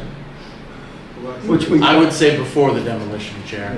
Yeah, so the gymnasium and the cinder block building, we can't start with that. The existing structure. The whole existing building as it is now. I don't have the property card. But it's just a starting balance It's just in a a start. bank I know. account, so We need more. we just set a number, if it's too little, you can increase it, and if it's Right. too much, they get That's a right. refund, right? Yes. It goes back there. Whatever's not used goes back. So, The building's gonna be about, what, 15,000 square feet? You know, I'm looking for the number right now. What about beyond 10, doesn't talk about beyond 10,000. And it's based Yes. on the project, so what is proposed, not what it is. So that's if what I'm trying to- the project is larger than 10,000 square feet, then we're looking at a total of 35,000.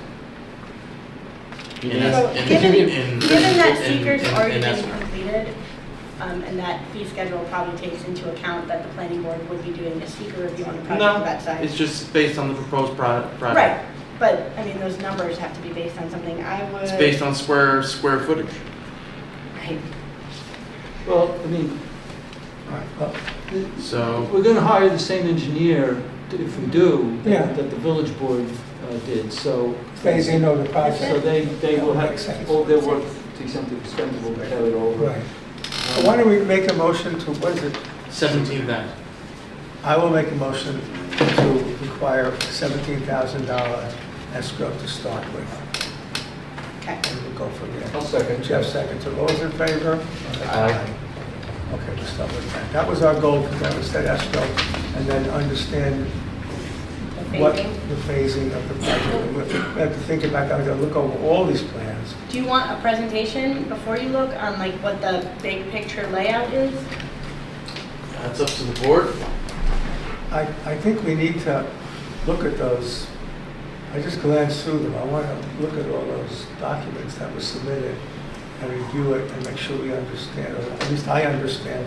I know this, the final picture is this, Right. the 4 boxes to be determined. And there's a lot of plans, but I have to go through all the documentation and review it, and we could do a formal presentation next time. So when does the board want to continue this to? When are we ready for our next meeting is? June 4th or June 18th? Whenever we'd be ready for, Well, we've uploaded the documents already, so June 4th, as soon as, okay? okay, Okay. we'll go through the presentation. I have a question for David. The village board created the Buckley School Overlay District, and it had to be approved by the Department of State. No, we just filed with the Department of State. The what? It's just filed? It Any had- law, any local law gets filed with the Department of State in order to make it valid. Victoria referred to that. So there was the only agency that approved, that had the approval authority over the law was the law itself was the village board. The county gave comments, but those comments at best can only require a supermajority, and then there was So nothing. it's just a rubber stamp It- filing of It the... was filed on the 16th of At the April. Department of State, so Stamped. it's functionally rubber stamped. but that's- Nobody there asking any questions. That was my question. No. Okay. I will say the village board spent an awful lot of Right. time in talking to them, and talking to themselves, talking to the applicant, talking to the public about it, so there was a great deal of process involved. But Right. ultimately, they're the ones who approved it. They did have input from this board, they had input from the county that they considered, but ultimately it was their decision that every step of the way, on both seeker and also on the law itself. And you can see what came out of it was a very substantial bit of legislation, because we heard a lot from the public primarily. Thank you. Question for the board. Does the board expect at the June 4th meeting, the applicants also submit for Chapter 64? Or do we just want to hear the presentation first and then consider Chapter 64 process at the June 18th meeting? Yeah, can you explain Chapter 64 for everyone's So benefit? Chapter 64 is the full demolition or partial demolition of an historic structure. That is the permit process through this board. Any justification for it? It's all And the criteria, documents. there's Financial 5 points of hardship. criteria. you have to prove why you want to knock the building down. Well, I think Victoria's suggestion that we review subdivision and site plan at the same time as demolition is in our favor too, right? We would want to process all three simultaneously because the arguments they make in that process are what we use to determine whether we think it's suitable to demolish portions of the building. Sure, so that's broken up in the agenda. And is the board ready to handle those three elements, 2 to 3 items on the same meeting nights? Well, the demolition permit is the public hearing. We get public That's part of comments. it, but what Darren is suggesting is June 4th, you would not only hear the presentation for the project, you would then go into the proposal for the demolition, and then you would also hear about subdivision as well. Well, to be clear, we have to submit the very specific narrative on the demolition. We were looking for the feedback tonight on what the process would be, and again, we did want big picture feedback on the layout because, I don't think the board has right, had we're time to not prepared to get digest. that, I understand. So I So, think if we're going to have the formal presentation, we can discuss back and forth, we can go over everything, Mhm. and then we can move on. Meantime, do you have the documentation and chapter sort of Yeah, demolition we'll permit? get it submitted for the When next you have to meeting. justify why we'll have it it needs to ready. be torn down? Yes, and then we have to get public comment from it. Yep. So how do you feel about Well, that? we'll play that by ear because the deadline for June 4th is Friday. So, for the So this we can put you on. prospect of the meeting agenda, we'll just continue with the presentation of site plan and then consider June 18th for the demo. I'm quite confident I can upload the requirements for chapter 64 by the end of day Friday. Okay, I'm not going to question your ability. I mean, if I don't, so. then, Yeah. so be it. Let's start But, on June 4th with the presentation, and we can go back and forth and make our comments and understand before we start the process. It's been a long time coming, and we should do this in the proper sequence. So we have a full presentation, and then we can move on to the demolition permit application and perhaps the site. We need more, the lot line adjustment, we need to have some time to think about that.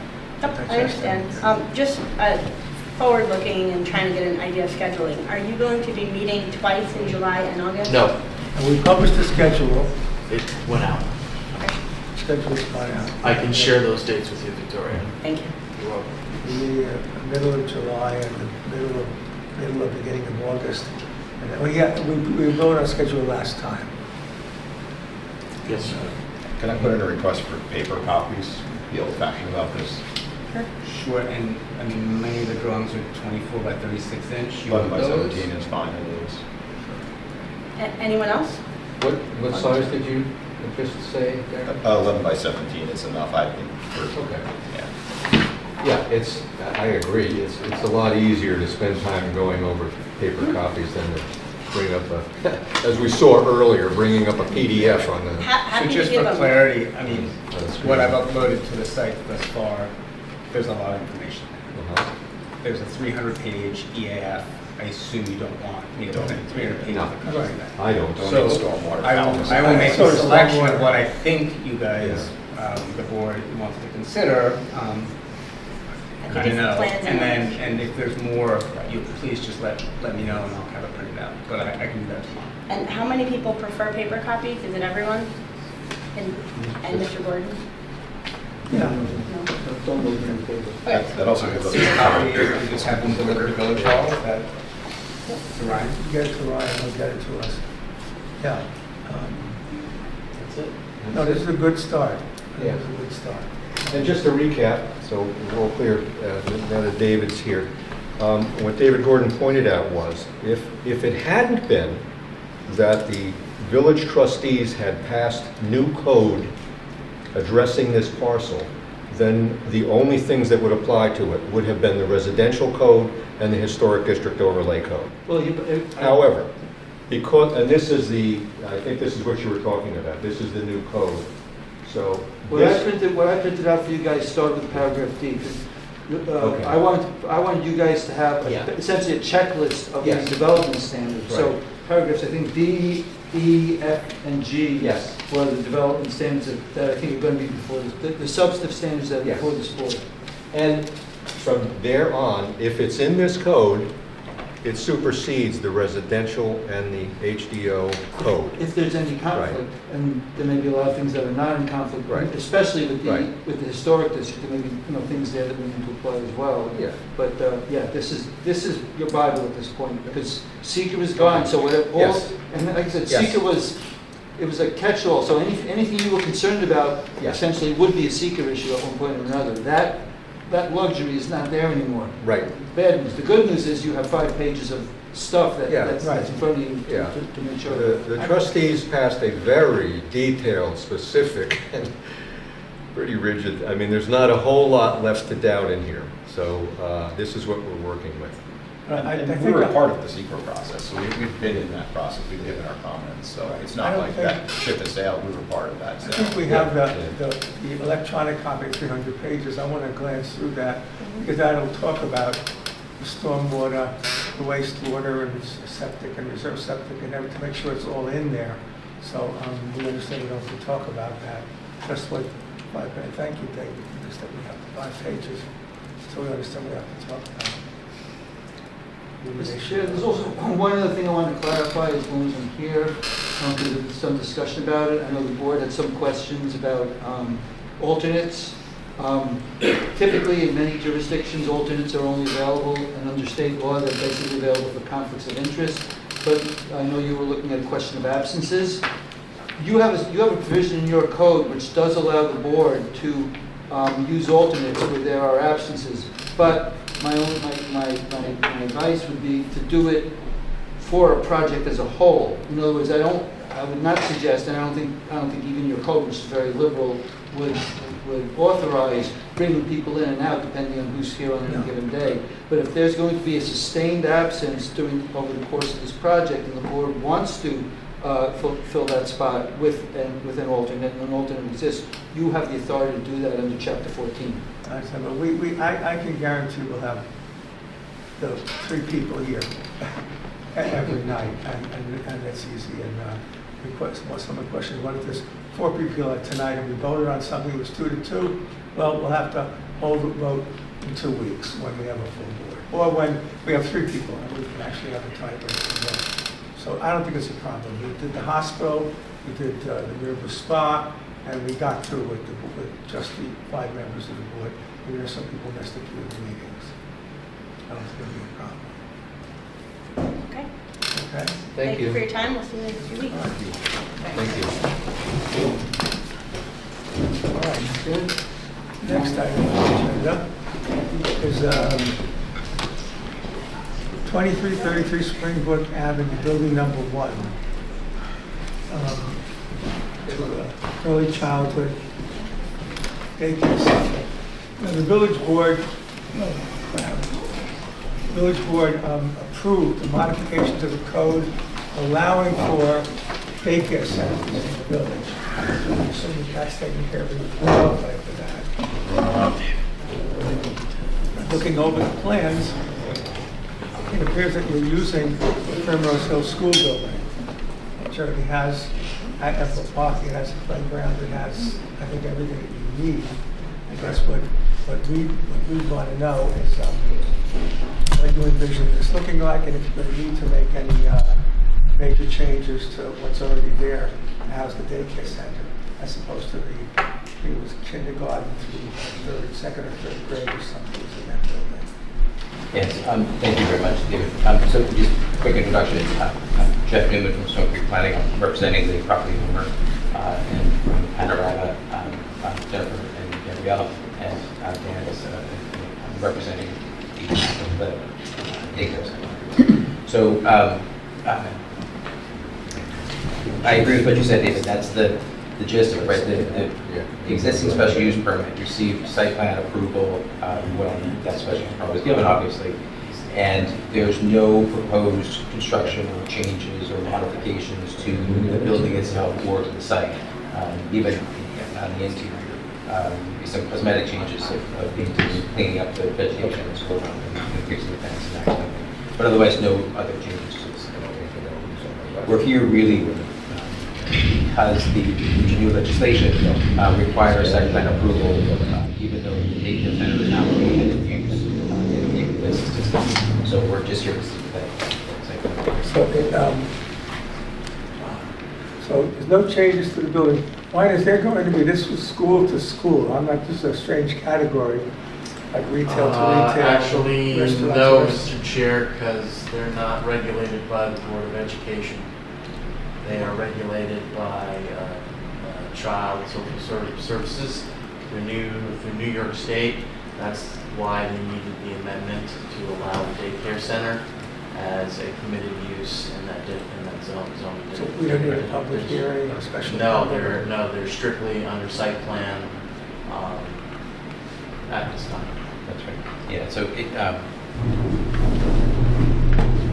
I just lost my thought, but what Brian had said is correct, right? So the daycare center law that recently passed put this into the allowable use groups chart as a permitted use, but also one that requires site plan. But no public hearing required under the law. And then given the the lack of changes that we're making to the exterior or to really any part of the property, it's just in-kind repair. Do you have a sign somewhere? We will come back for a sign permit. Okay. It'll be similar to what's there, hung in the same place. I think Primrose Hill School sign's still out there. Yeah. It is, yeah. Ryan and I talked about some timing of that situations. Same size, same type of, so we would come back for that. But given that they have a lot of parents who are excited about this happening and opening, we wanted to quickly move to at least get the change of use permitted. And so then that way they provide some surety for them moving forward. Any questions from the board? A couple comments. It's interesting, the one thing that our code doesn't do a pretty good job of with respect to this is the parking. It's really confusing. So what I did is I just took a look, and no matter what you classify this as, you're overparked at 34 spaces today, or whatever it is. Yeah, I did the math, and the closest thing to come to in the chart is would be a retail service, right? And that would be, depending on the 250 versus 500, maximum, right? Between 6 and 12 parking spaces. Right, so you're Oh, almost you're triple huge that amount. parking, So it's something for us to look at fixing, because it talks about these family groups and all kinds of strange stuff with respect to daycare, relatively old prior to having a daycare. Exactly, and that is one of the things that was inadvertently missed in the passage of the new law, was it was added to the allowable use groups chart, but not to the parking spaces chart. A daycare family and daycare family group are there, but daycare center, that should be with them. Right, and then just even the trip counts and everything are pretty low and concentrated to twice a I- day. I assume it's a drop-off for the most part. The children don't drive, the car's outside. Most of the children don't drive. Is this the building, the red building? Correct. Okay. Yeah. The two things I noted, just visiting the site this afternoon to refresh on it, are one, sort of the overgrown landscaping at the road. You know, you sign it on the side, I understand that'll come later, but as a gateway to the village on Route 9, it looks pretty horrible. And secondly, and this is probably something you're going to experience a lot, and that is the driveway condition. This is pretty horrible. We did a temporary repair last summer, and we had some quotes from staff to do that repair. It's a matter of financial time. A lot of vacant buildings back there, it's a big expense to take on. So having tenants move in, that situation is good. At the very least, some level of repair. I think it's something worth us figuring out how to handle, because we've had some other improvements not done in the neighborhood. So I'm worried if we don't talk about it now, it might not happen anytime soon. I think as potential tenants or users of that building, it's something you probably want to have remediated sooner rather than later too.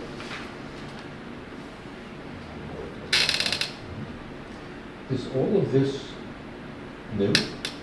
No, that's existing. This building here, this is the red building? Mhm. Yeah, Because that red building looks pretty long to me. Is it actually that square? Yeah, you're missing the whole back half. You see what the Okay. peak of the roof is? So Yeah. this side is almost as wide as the front here. Correct. Okay, so this entrance here to this parking area, right here, is this here? Yeah, right there. Yes. Okay, so we're seeing this building, You see this the ramp, parking right. area. yeah. My doctor's office used to be in that building. That's right. I've been there several times. I had the blue one. That was the doctor's and the blue one, yes. Well, to Darren's point, is there something we need to approve? Well, we're here for site plan, right? Yeah, so then, your concern was visiting the site there, I mean, that's You're the better also- section. The- You're also circling back to the same conversation we've encountered before with this board, is you're putting terms on a tenant when technically the driveway should be the responsibility of the property owner. Right. But it is our only squeeze point, right? So the We landlord's always not try to going to be get- coming in. Right, when any applicant comes in to a store, a business, whatever, it's our chance to say, tell your landlord that he should fix the front door, he should fix the sidewalk, he should, it's a way we can, We did actually have that conversation prior to this meeting on our way in. it's a shabby parking lot. Yeah, agreed. As long as the children are safe inside the property. I mean, the parking lot's fairly decent. It's the road from 9 to that section. Yes. That is That road. pretty horrible. So what do you suggest, Ryan? Can you I continue think your we should thought? tread lightly, and the applicants have their attorney here. I tried to get Jonathan to fix the driveway, he left town. As a representative of the owner, Jeff, is there any proximity of stressing that this is an issue that needs to be addressed ASAP?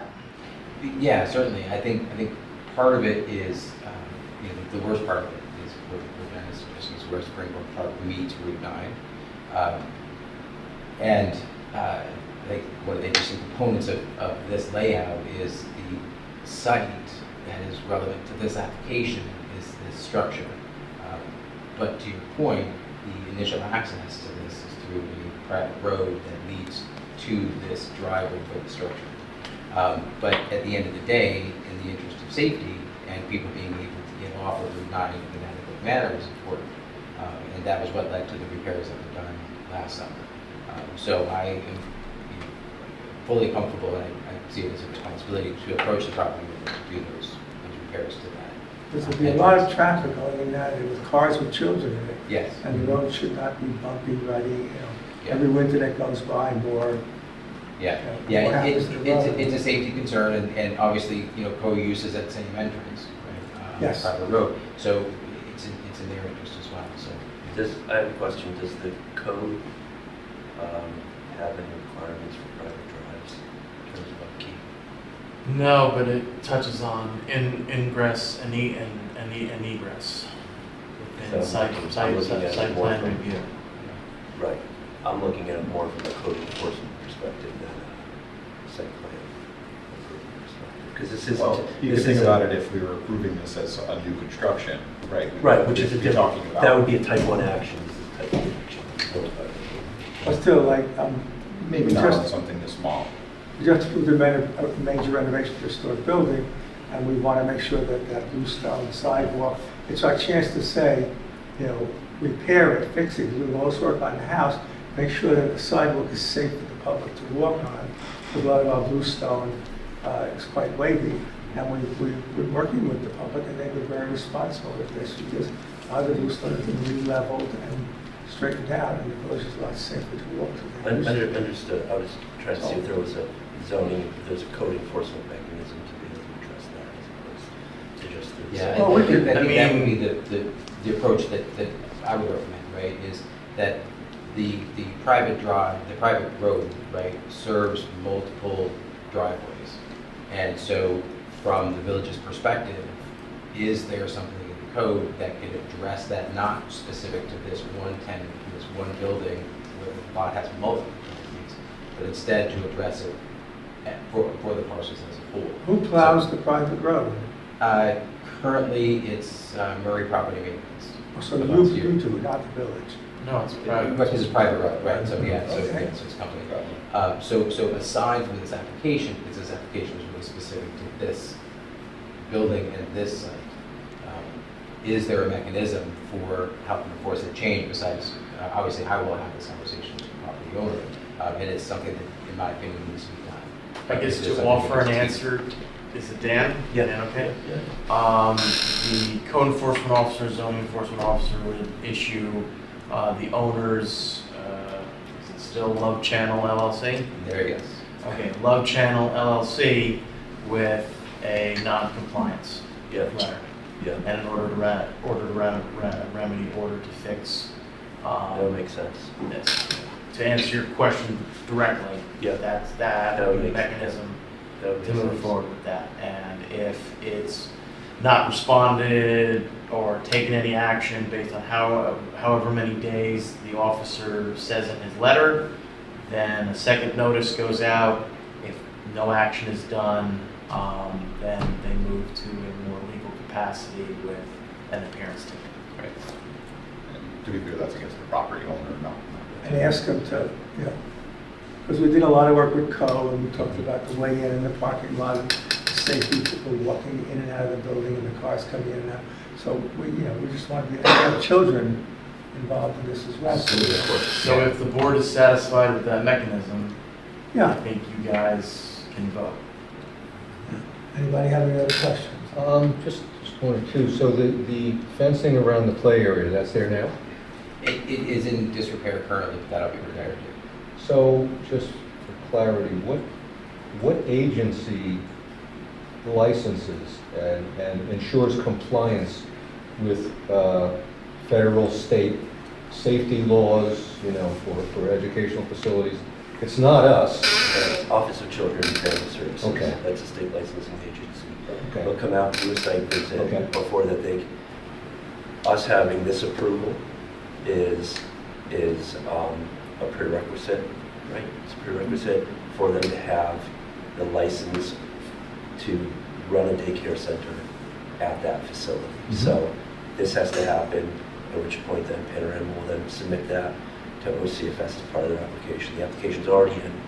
And so they'll look at that. Then they come and do a site visit, and then they will look at all of these issues as well and say to Panorama, these are the issues that need to be addressed in order for you to meet these. So they would come out and see the fence in disrepair. So Correct. you could have an escape here and Yes. in the parking lot. We don't want this. So, And then OCFS also you does know, okay, periodic so good. As long as someone's overseeing this. And that agency will also ensure safety, like fire safety, entrance, exit safety, all of that. Yeah, I mean, the landscape for daycares zoning wise has actually changed dramatically in New York State in the last Yeah. few years. And so there is like preemption issues at state law. So when we were before the Village Board of Trustees, they looked at this and said, we're just going to fix it to just get Panorama. We'll fix it so that we can Right. get this, because it wasn't approved. But my understanding is the Board of Trustees is going to go back and look at the zoning code, how it can address all the issues that you're bringing up, as well as the state preemption issues that Okay. exist.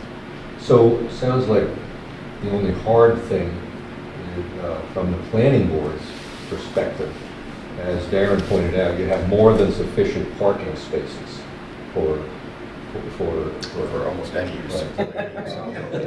Abundance of parking is a rare thing. Yeah, and Rare. yeah, and that those agencies will also ensure things like emergency vehicles have appropriate access and exit from the.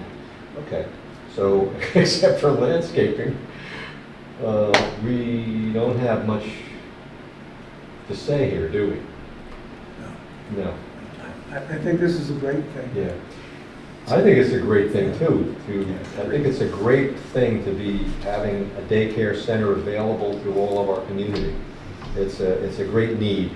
Appreciate you doing this. Very excited. Hope it all goes well. These guys are awesome, so Yeah. I have a little guy in with them, so this is a huge resource to Rhinebeck. Yes, it is. Thank you for this. We should probably vote. You gotta vote. Okay? I'll make a motion. I'll second. Okay, that's an easy. All those in favor? Aye. Good luck. Welcome Thank to you. Rhinebeck. Thank you very much. Appreciate it. Last time on the agenda, 37 Mulberry Street, which is the vacant lot. Yeah.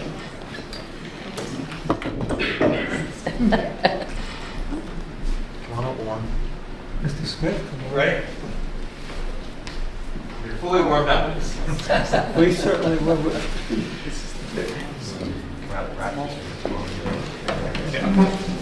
A few of them coming up, I think. 37. Which one should we start with? We want to start with the site plan? Okay. Yeah. Okay, so It site says plan. approved site plan. How did it get approved? What's that? It says approved. Oh, no, that's just, an internal reference, because we looked at many different options. It's Okay. not approved by you yet, that's the Okay. important. But here's the question, is that approved by the county? Because that's a septic plan. It's been reviewed by the county, and there's always one of those deals, it's like, who's going to approve it first? And we usually suggest that they approve it first, and sometimes they push back, but Yeah, now- Mark Kaminsky's been working on this for a long time, and it had a lot to do with, of course, where the septic system would be, and the fact that we have a principal dwelling proposed for the front of the property, and then a garage with accessory dwelling for the middle of the property, and then a pool. And even though it's a very deep lot, there are always things that, sort of push things around. Obviously, the house is going to be the front, the garage is going to be behind, and we had hoped to push the septic further back, but an investigation of the soil at the very back of the property suggested that there were reasons we couldn't push it any further back, so that kind of forced things forward. So that's really been it's taken a long time to kind of sort out. But it's been submitted to the county. it has been submitted to It's the gone through a county, yeah, couple and of I don't know if stages. they've given a conceptual okay, but they've certainly seen it enough. That you've got some preliminary. Yeah, I don't know we have a letter of anything from the health I department. know we don't have a So anyway, so the proposal is, right now it's a vacant lot. There was a house there that was torn down a number of years ago, sort of a shingled house. I don't know that it was a terribly old house, but it was in disrepair. And there was a previous person who purchased a lot and had a very different plan for a different house. And I don't know if that got approved by the planning board or where it was in the process. Just a big picture on a pole, coming soon. Oh, was that right? Yes. Maybe it was a spec house? Yeah, okay.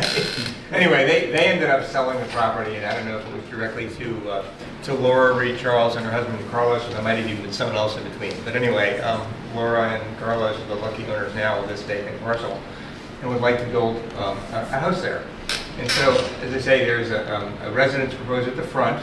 There is a driveway that comes in, as it did in the past, along the really the north side of the property. There's a parking, sort of turnaround and parking area, and then a garage. And then attached to the garage or behind it is a proposed accessory one-bedroom apartment. And then there's a little pool house tacked in the back of that, which is totally separate from the apartment and doesn't have any facilities for living. And then there's a pool in the ground, right smack behind the pool house. And the rest of it has to do with sort of separation zones for septic system, which is more from a swimming pool, as you might think, than it is from a residence. So that's what the site plan shows. And the two additional drawings, if you scroll down, Jeff, include details of both the septic system and then stormwater management. So you see there are several dry wells located in the property to ensure that all the stormwater is retained on site. They're sort of circles that look like targets. And along the north property line, there's a swale to intercept stormwater there, which I think will be planted with grasses. So we've been it's a very flat lot, but we've been very conscious of where we can retain water on the property, so we don't. The swale is up No, it's actually, if you move to the left of the drawing, it's a shaded area along the side of the driveway. Oh, right here. Yeah, there's a swell there to intercept water, because that's right up against an existing fence that the neighbor has along that property line. A little more space on the other side. Obviously, because of the need for driveway and the garage in the back, we had to push that house toward the south property line. But that's, we were trying to fit a lot on. So it's a deep lot, but it's not a terribly. What is the square footage of the garage? Is it stay within the limits of? Well, there's not just the garage, but there's the accessory apartment and the pool house. It'd probably be a detached accessory dwelling. It is, right? Not right. an apartment would be allowed in the zone, so it'd be a dwelling. Well, I'm going an apartment, Accessory it's an dwelling. attached, sorry, Right. you're right, it's an attached accessory dwelling. So the garage itself is 720 square feet, it's a two-car garage, and there's a little loft attic above it, nothing scheduled for that, that could be used as a storage or playroom. The apartment is 624 square feet, the maximum permitted is 750, or 1/3 of the house square footage, and we're not that big. The pool house is 204 square feet, and the pool is 390 square feet, so they're very So different. do we run into a problem with the size of, and we just had, a gentleman had to go get a variance because he enlarged the size of the accessory building, which proved that over the 530 square feet, had to get a variance for the size of the building. This is looks like a very large secondary structure. So Does it meet the requirements? structure itself has those three components, has a garage, an accessory dwelling unit, and a pool house. So Warren, We thought it made in more the sense than to residential, separate it into multiple different buildings, but that's, the actual accessory dwelling itself is 624 square feet. so in the residential district, accessory structures, garages, so forth, shall not exceed 530 square feet. So if the plan is to go with that size, you'd have to get an area variance for Yeah. an accessory.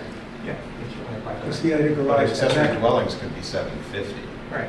Yes, Yes, but if we're talking, if that's considered one whole footprint of a building, then it exceeds what's permitted. That's a question I had, is whether we treat this like 3 separate buildings or one large accessory dwelling, because if it's an accessory dwelling, can't be garage more space separate. would be exempted from it, but the pool house would be included, as would the living area and probably the loft. So would you want a determination from the building inspector or the zoning officer?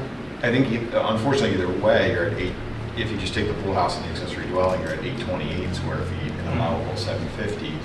So I was trying to think about this in a way of, like, what is the least restrictive way they could look at this? And I think at 750 maxes them out.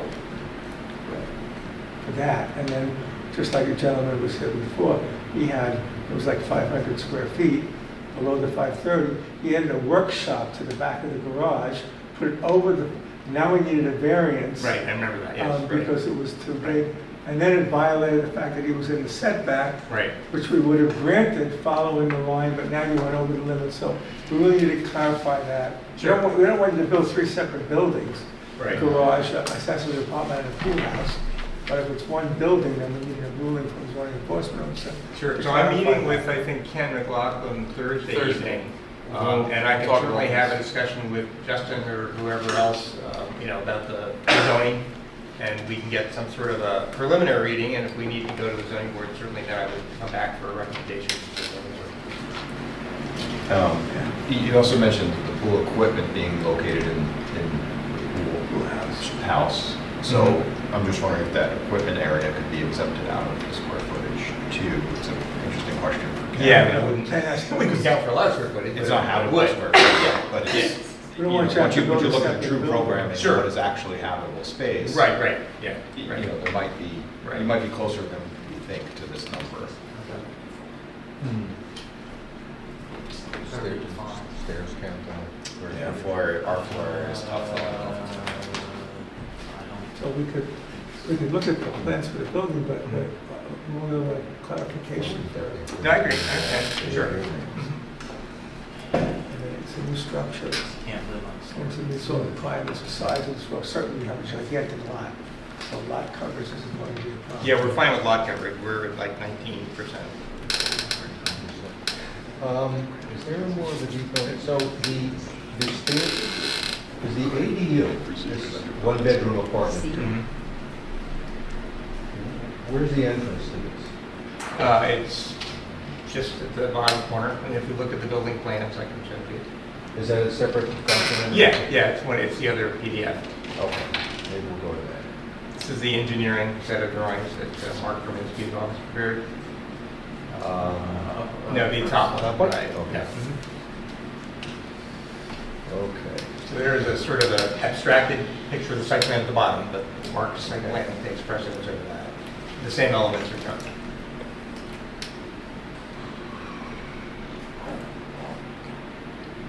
Let's scroll down. Yeah, just scroll down to the Scroll different down. drawings of that. Information on lighting, So it's colors, basement. floor plans. You're gonna go to the first floor, second Yeah. floor, and the attic. Right. Four-story spiral staircase, very elegant. We jumped that. Okay, so, Oh, we keep getting closer, but not quite there. yeah. Jeff is trying to get that, Yeah, I'm- get that cursor to. So that's the accessory structure there, Jeff, and the entrance is at the middle of the bottom wall. I see. Right, there's a hallway there with access to the garage, All access right. to the accessory dwelling, Okay. and stairs up to the loft above the garage. Okay. And then the pool house is at the far right, the smaller footprint back there. Right, Oh, right. so it is the pool house does have a bathroom sink? No, the bathroom is an exterior space. Oh, It's outdoor shower, bathroom for use Right, at the pool. right. But the idea is that this thing is in one large building. Right. That's what we need Ken to look at and try to Right, and as you understand. keep going down through the drawing set, you'll Right. see what both the principal dwelling and the accessory structure look like. Is So the you can accessory get- dwelling just the first floor? Where's that? It says the accessory dwelling just the Yes, first?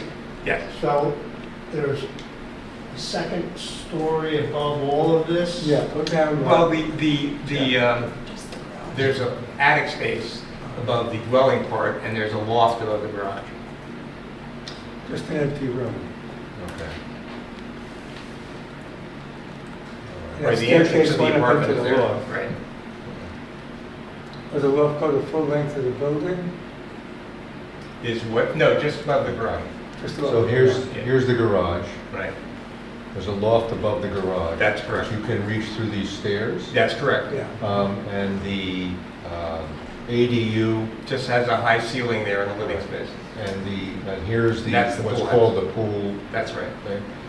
And this pool unit, oh yeah, here we go. So there's a bathroom accessible from the outside, Right, I guess if you're coming from the pool.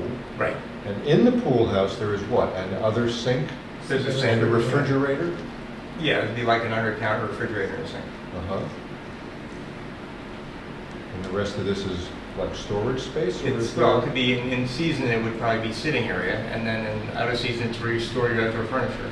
So, maybe this is what you were asking there. Where's the equipment that The pumps and supports stuff. the pool? I thought I saw reference to it being in the building. It certainly could be, yeah. Okay. You know, pumps and chlorinators and all kinds of Right. various things. Right, And it'd be in the pool house somewhere. right. My favorite question, are these exterior muntins on these windows? They're interior and exterior. Whoa. They're permanently adhered, simulated divided lights. Okay. Good. So there's the sort of a view of the house from the northwest, and kind of down the driveway. It always looks like it's in Kansas. The program doesn't seem to insert it. You always say We that. can do a photo montage, but that would be the next step. So this is from the south, southwest. Yep. This is from further back in a lot.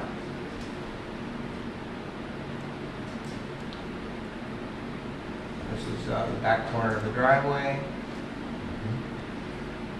Northeast. And there is the accessory structure proposed with the garage entrance to the accessory apartment.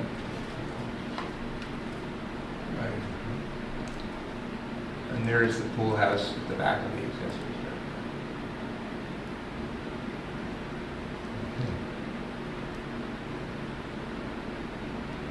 So it looks, it's a long and skinny building because it's deep but not wide. Right, it's a very deep lot, not particularly. So I guess what we need is a ruling on the accessory building, Sure. building with the various things in it. Yes.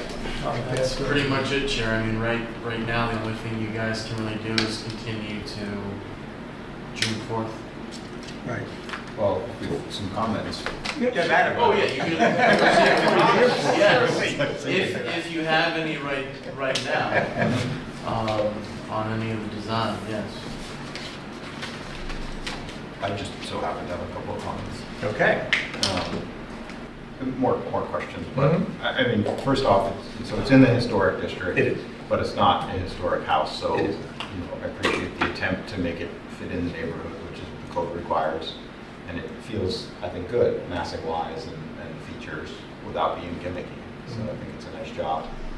And I also appreciate the fact that you are using what appears to be paint colors and not stock hardy colors. That's correct.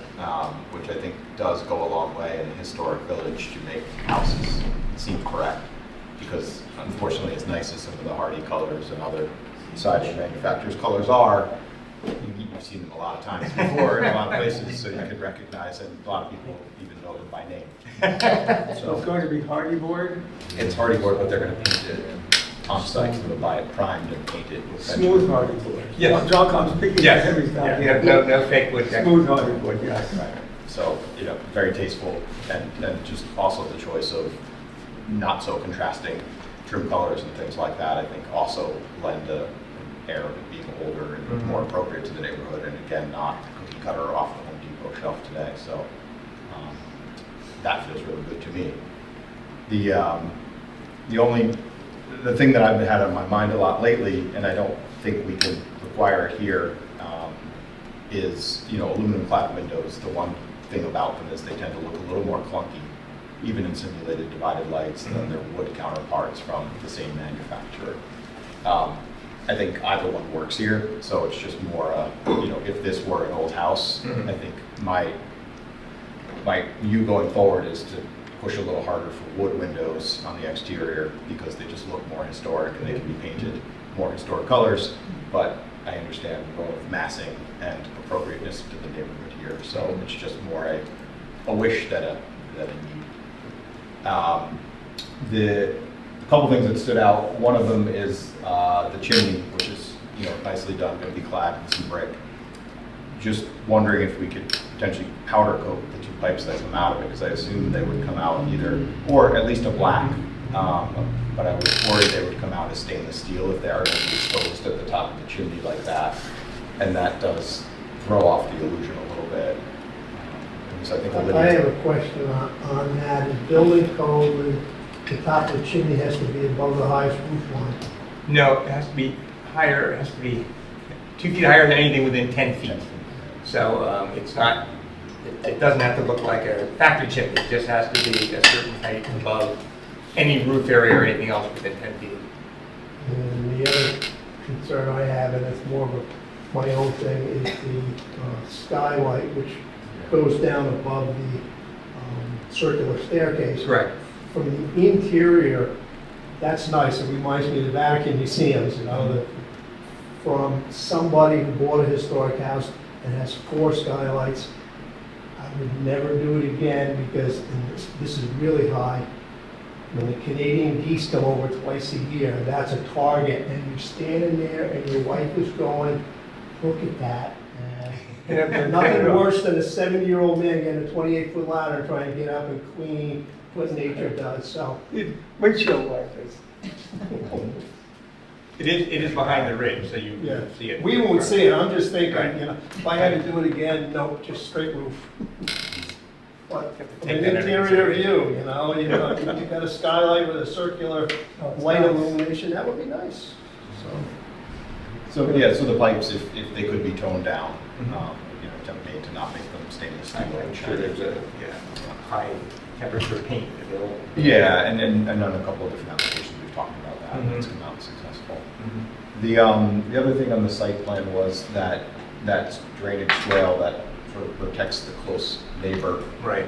It's called out as just plain riprap, so I'm just wondering if we can. We plan to put grasses in that, and it's a good matrix for that, because we'll have some water in it presumably. So maybe just a vegetated. We would, You know, call it out as Right. vegetated. Right. Because plain riprap, I worry, looks a Actually, little it bit looks like like side of the highway. Side of the highway.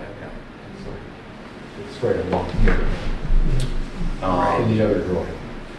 I think for site plan, it would be important just to confirm where the pool equipment is. Yes. So if it's going to be on a pad outside, Yep. where that is, or what that looks like, how that would be screened, and if it's going to be in the building, where in that building it is.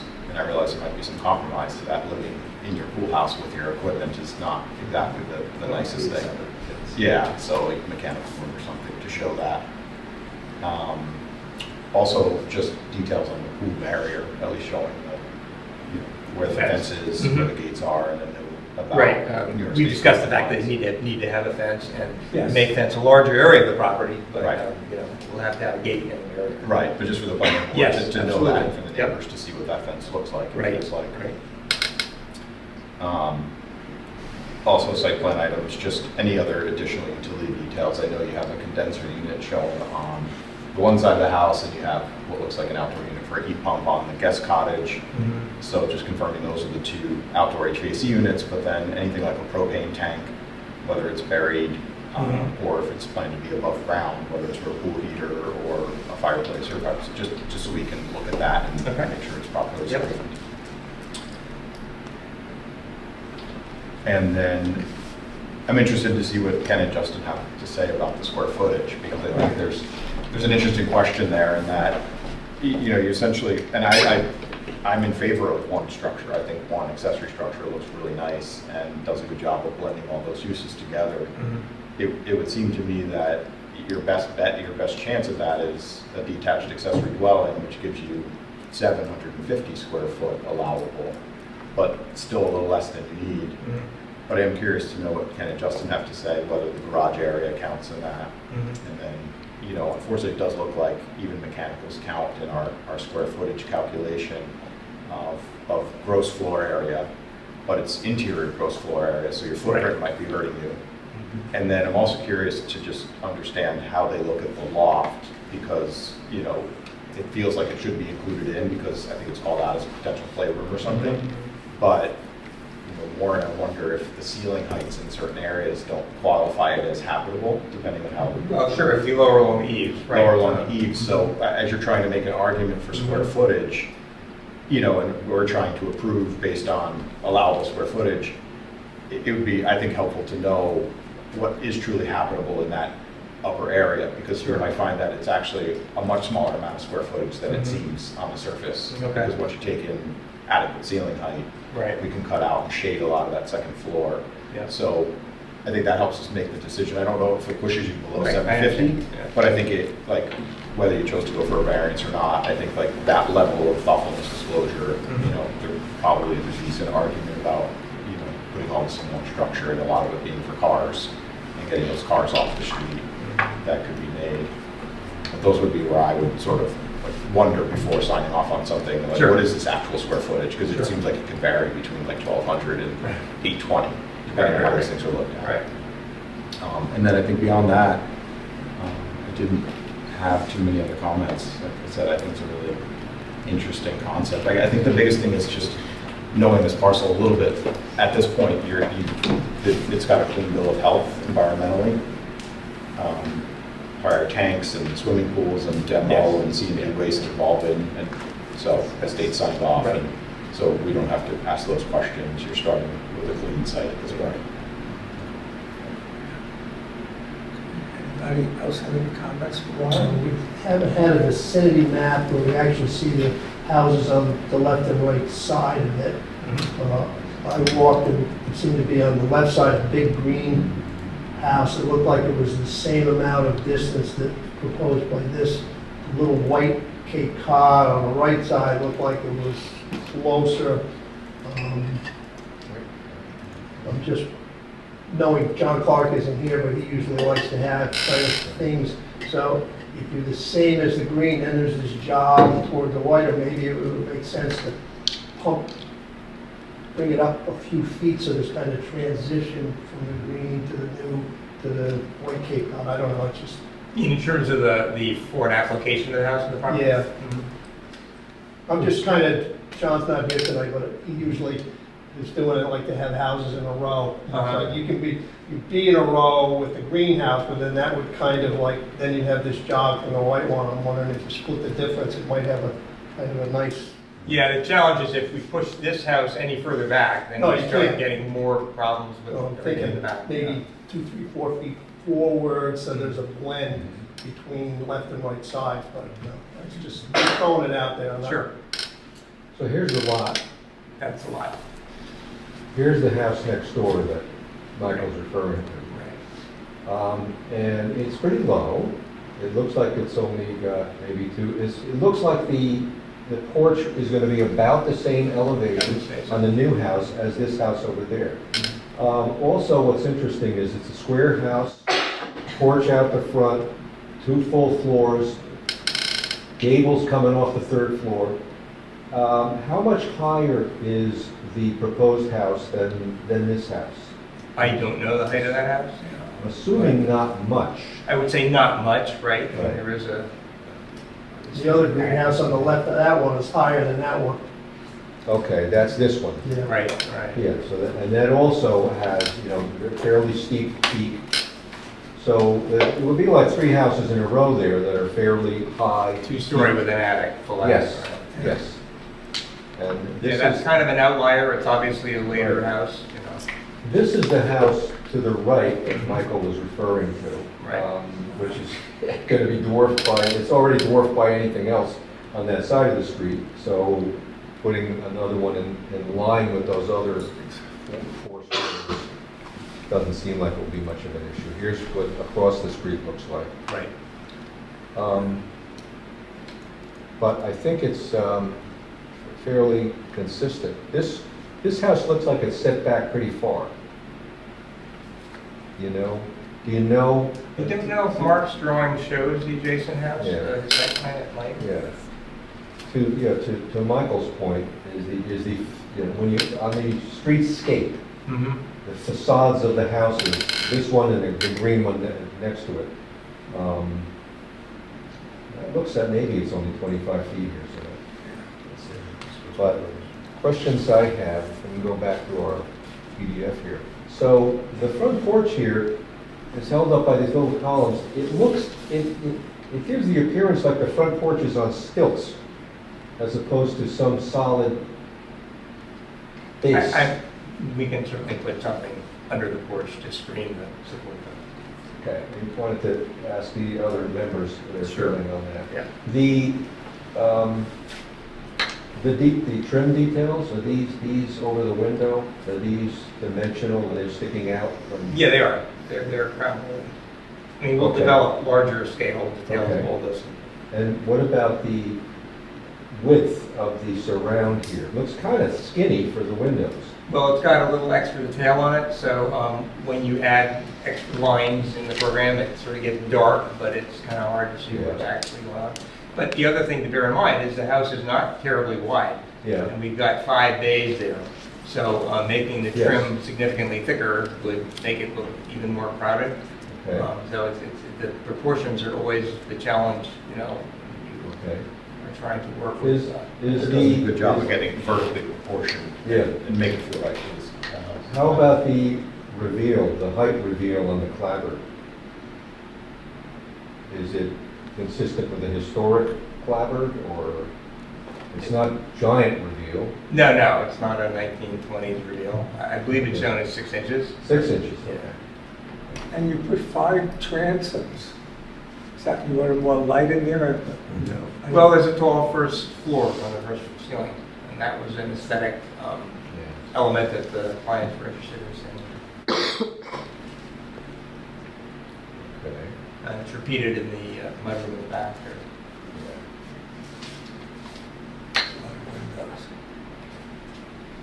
And just one more to the, okay, here's the rear of the ADU. This is the pool Right. entrance here. This little overhang is to the door on the side that goes in? That's right. Okay. Outdoor shower. Some square, what is this, like a slab? It has to be on some sort of a drain pad. Often there's just like a mesh there to allow it to connect into it. And does it have to drain with the plumbing? It has to go into the system. Okay, so this drains to the plumbing waste? That's correct. Okay.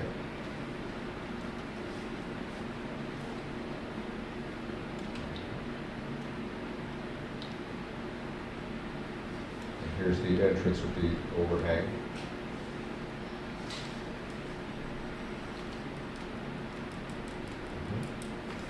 You said these are 10-inch columns?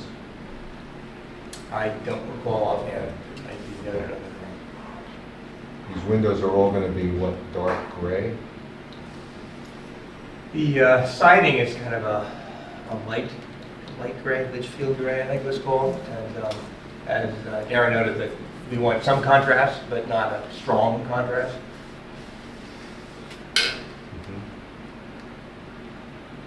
There are quite a few custom colors available in the cladding.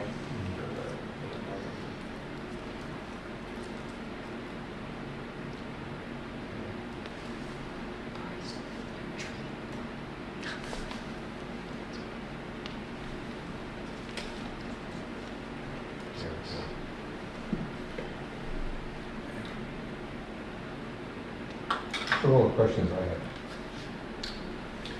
You brought up one good thing is maybe more just if you could show the overall height of the building on Sure. the plan. It might be in there, just I skimmed, I can't find it. There's usually the floor levels noted, That's- but yeah, the peak height. Peak height, because we have a 35 restriction. It looks But to that's the be average like between the E and the bridge. yeah. Yeah, it looks like the foundation is only 1 foot 2 inches above grade. And the first floor, it says at the zero base, the zero baseline for the first floor. That's the same level as the porch?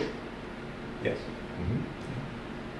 So 3 steps up to the floor level.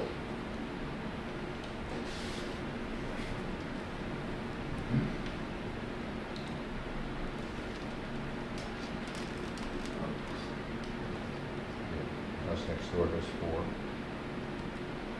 Yeah, and there's the railing. So 3 is in the gray area. I guess they'll clarify that. 36 inches, I believe. Yeah, is the- I think it, If you're below 36 inches, you don't need railings, and and the step is like 7. we had that house on South Street fence, and it was 37 inches. Put an inch of dirt there, then you don't have to do anything. The steps are supposed to be 7 to 8 inches, so. You guys know we're gonna be seeing them a lot. You guys know that. Because they have a public hearing for the ADU, the special use permit. So Okay. we're gonna be seeing them quite a bit. He's gonna check with Ken Yes. and get some Yeah, I'll talk answers for to Ken us. and Justin.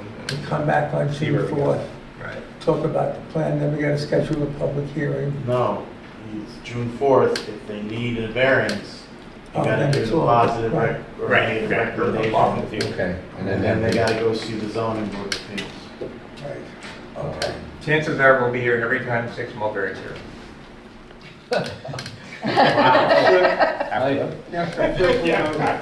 I don't think so, Warren. Okay, thank you. Right. Thank you very much. Good start. Do we have any other questions? It's getting- Up to the meeting minutes. Ryan, just be made, when you get those plans in, because you'll get them the Friday, a whole week before you would normally put them on the shared folder.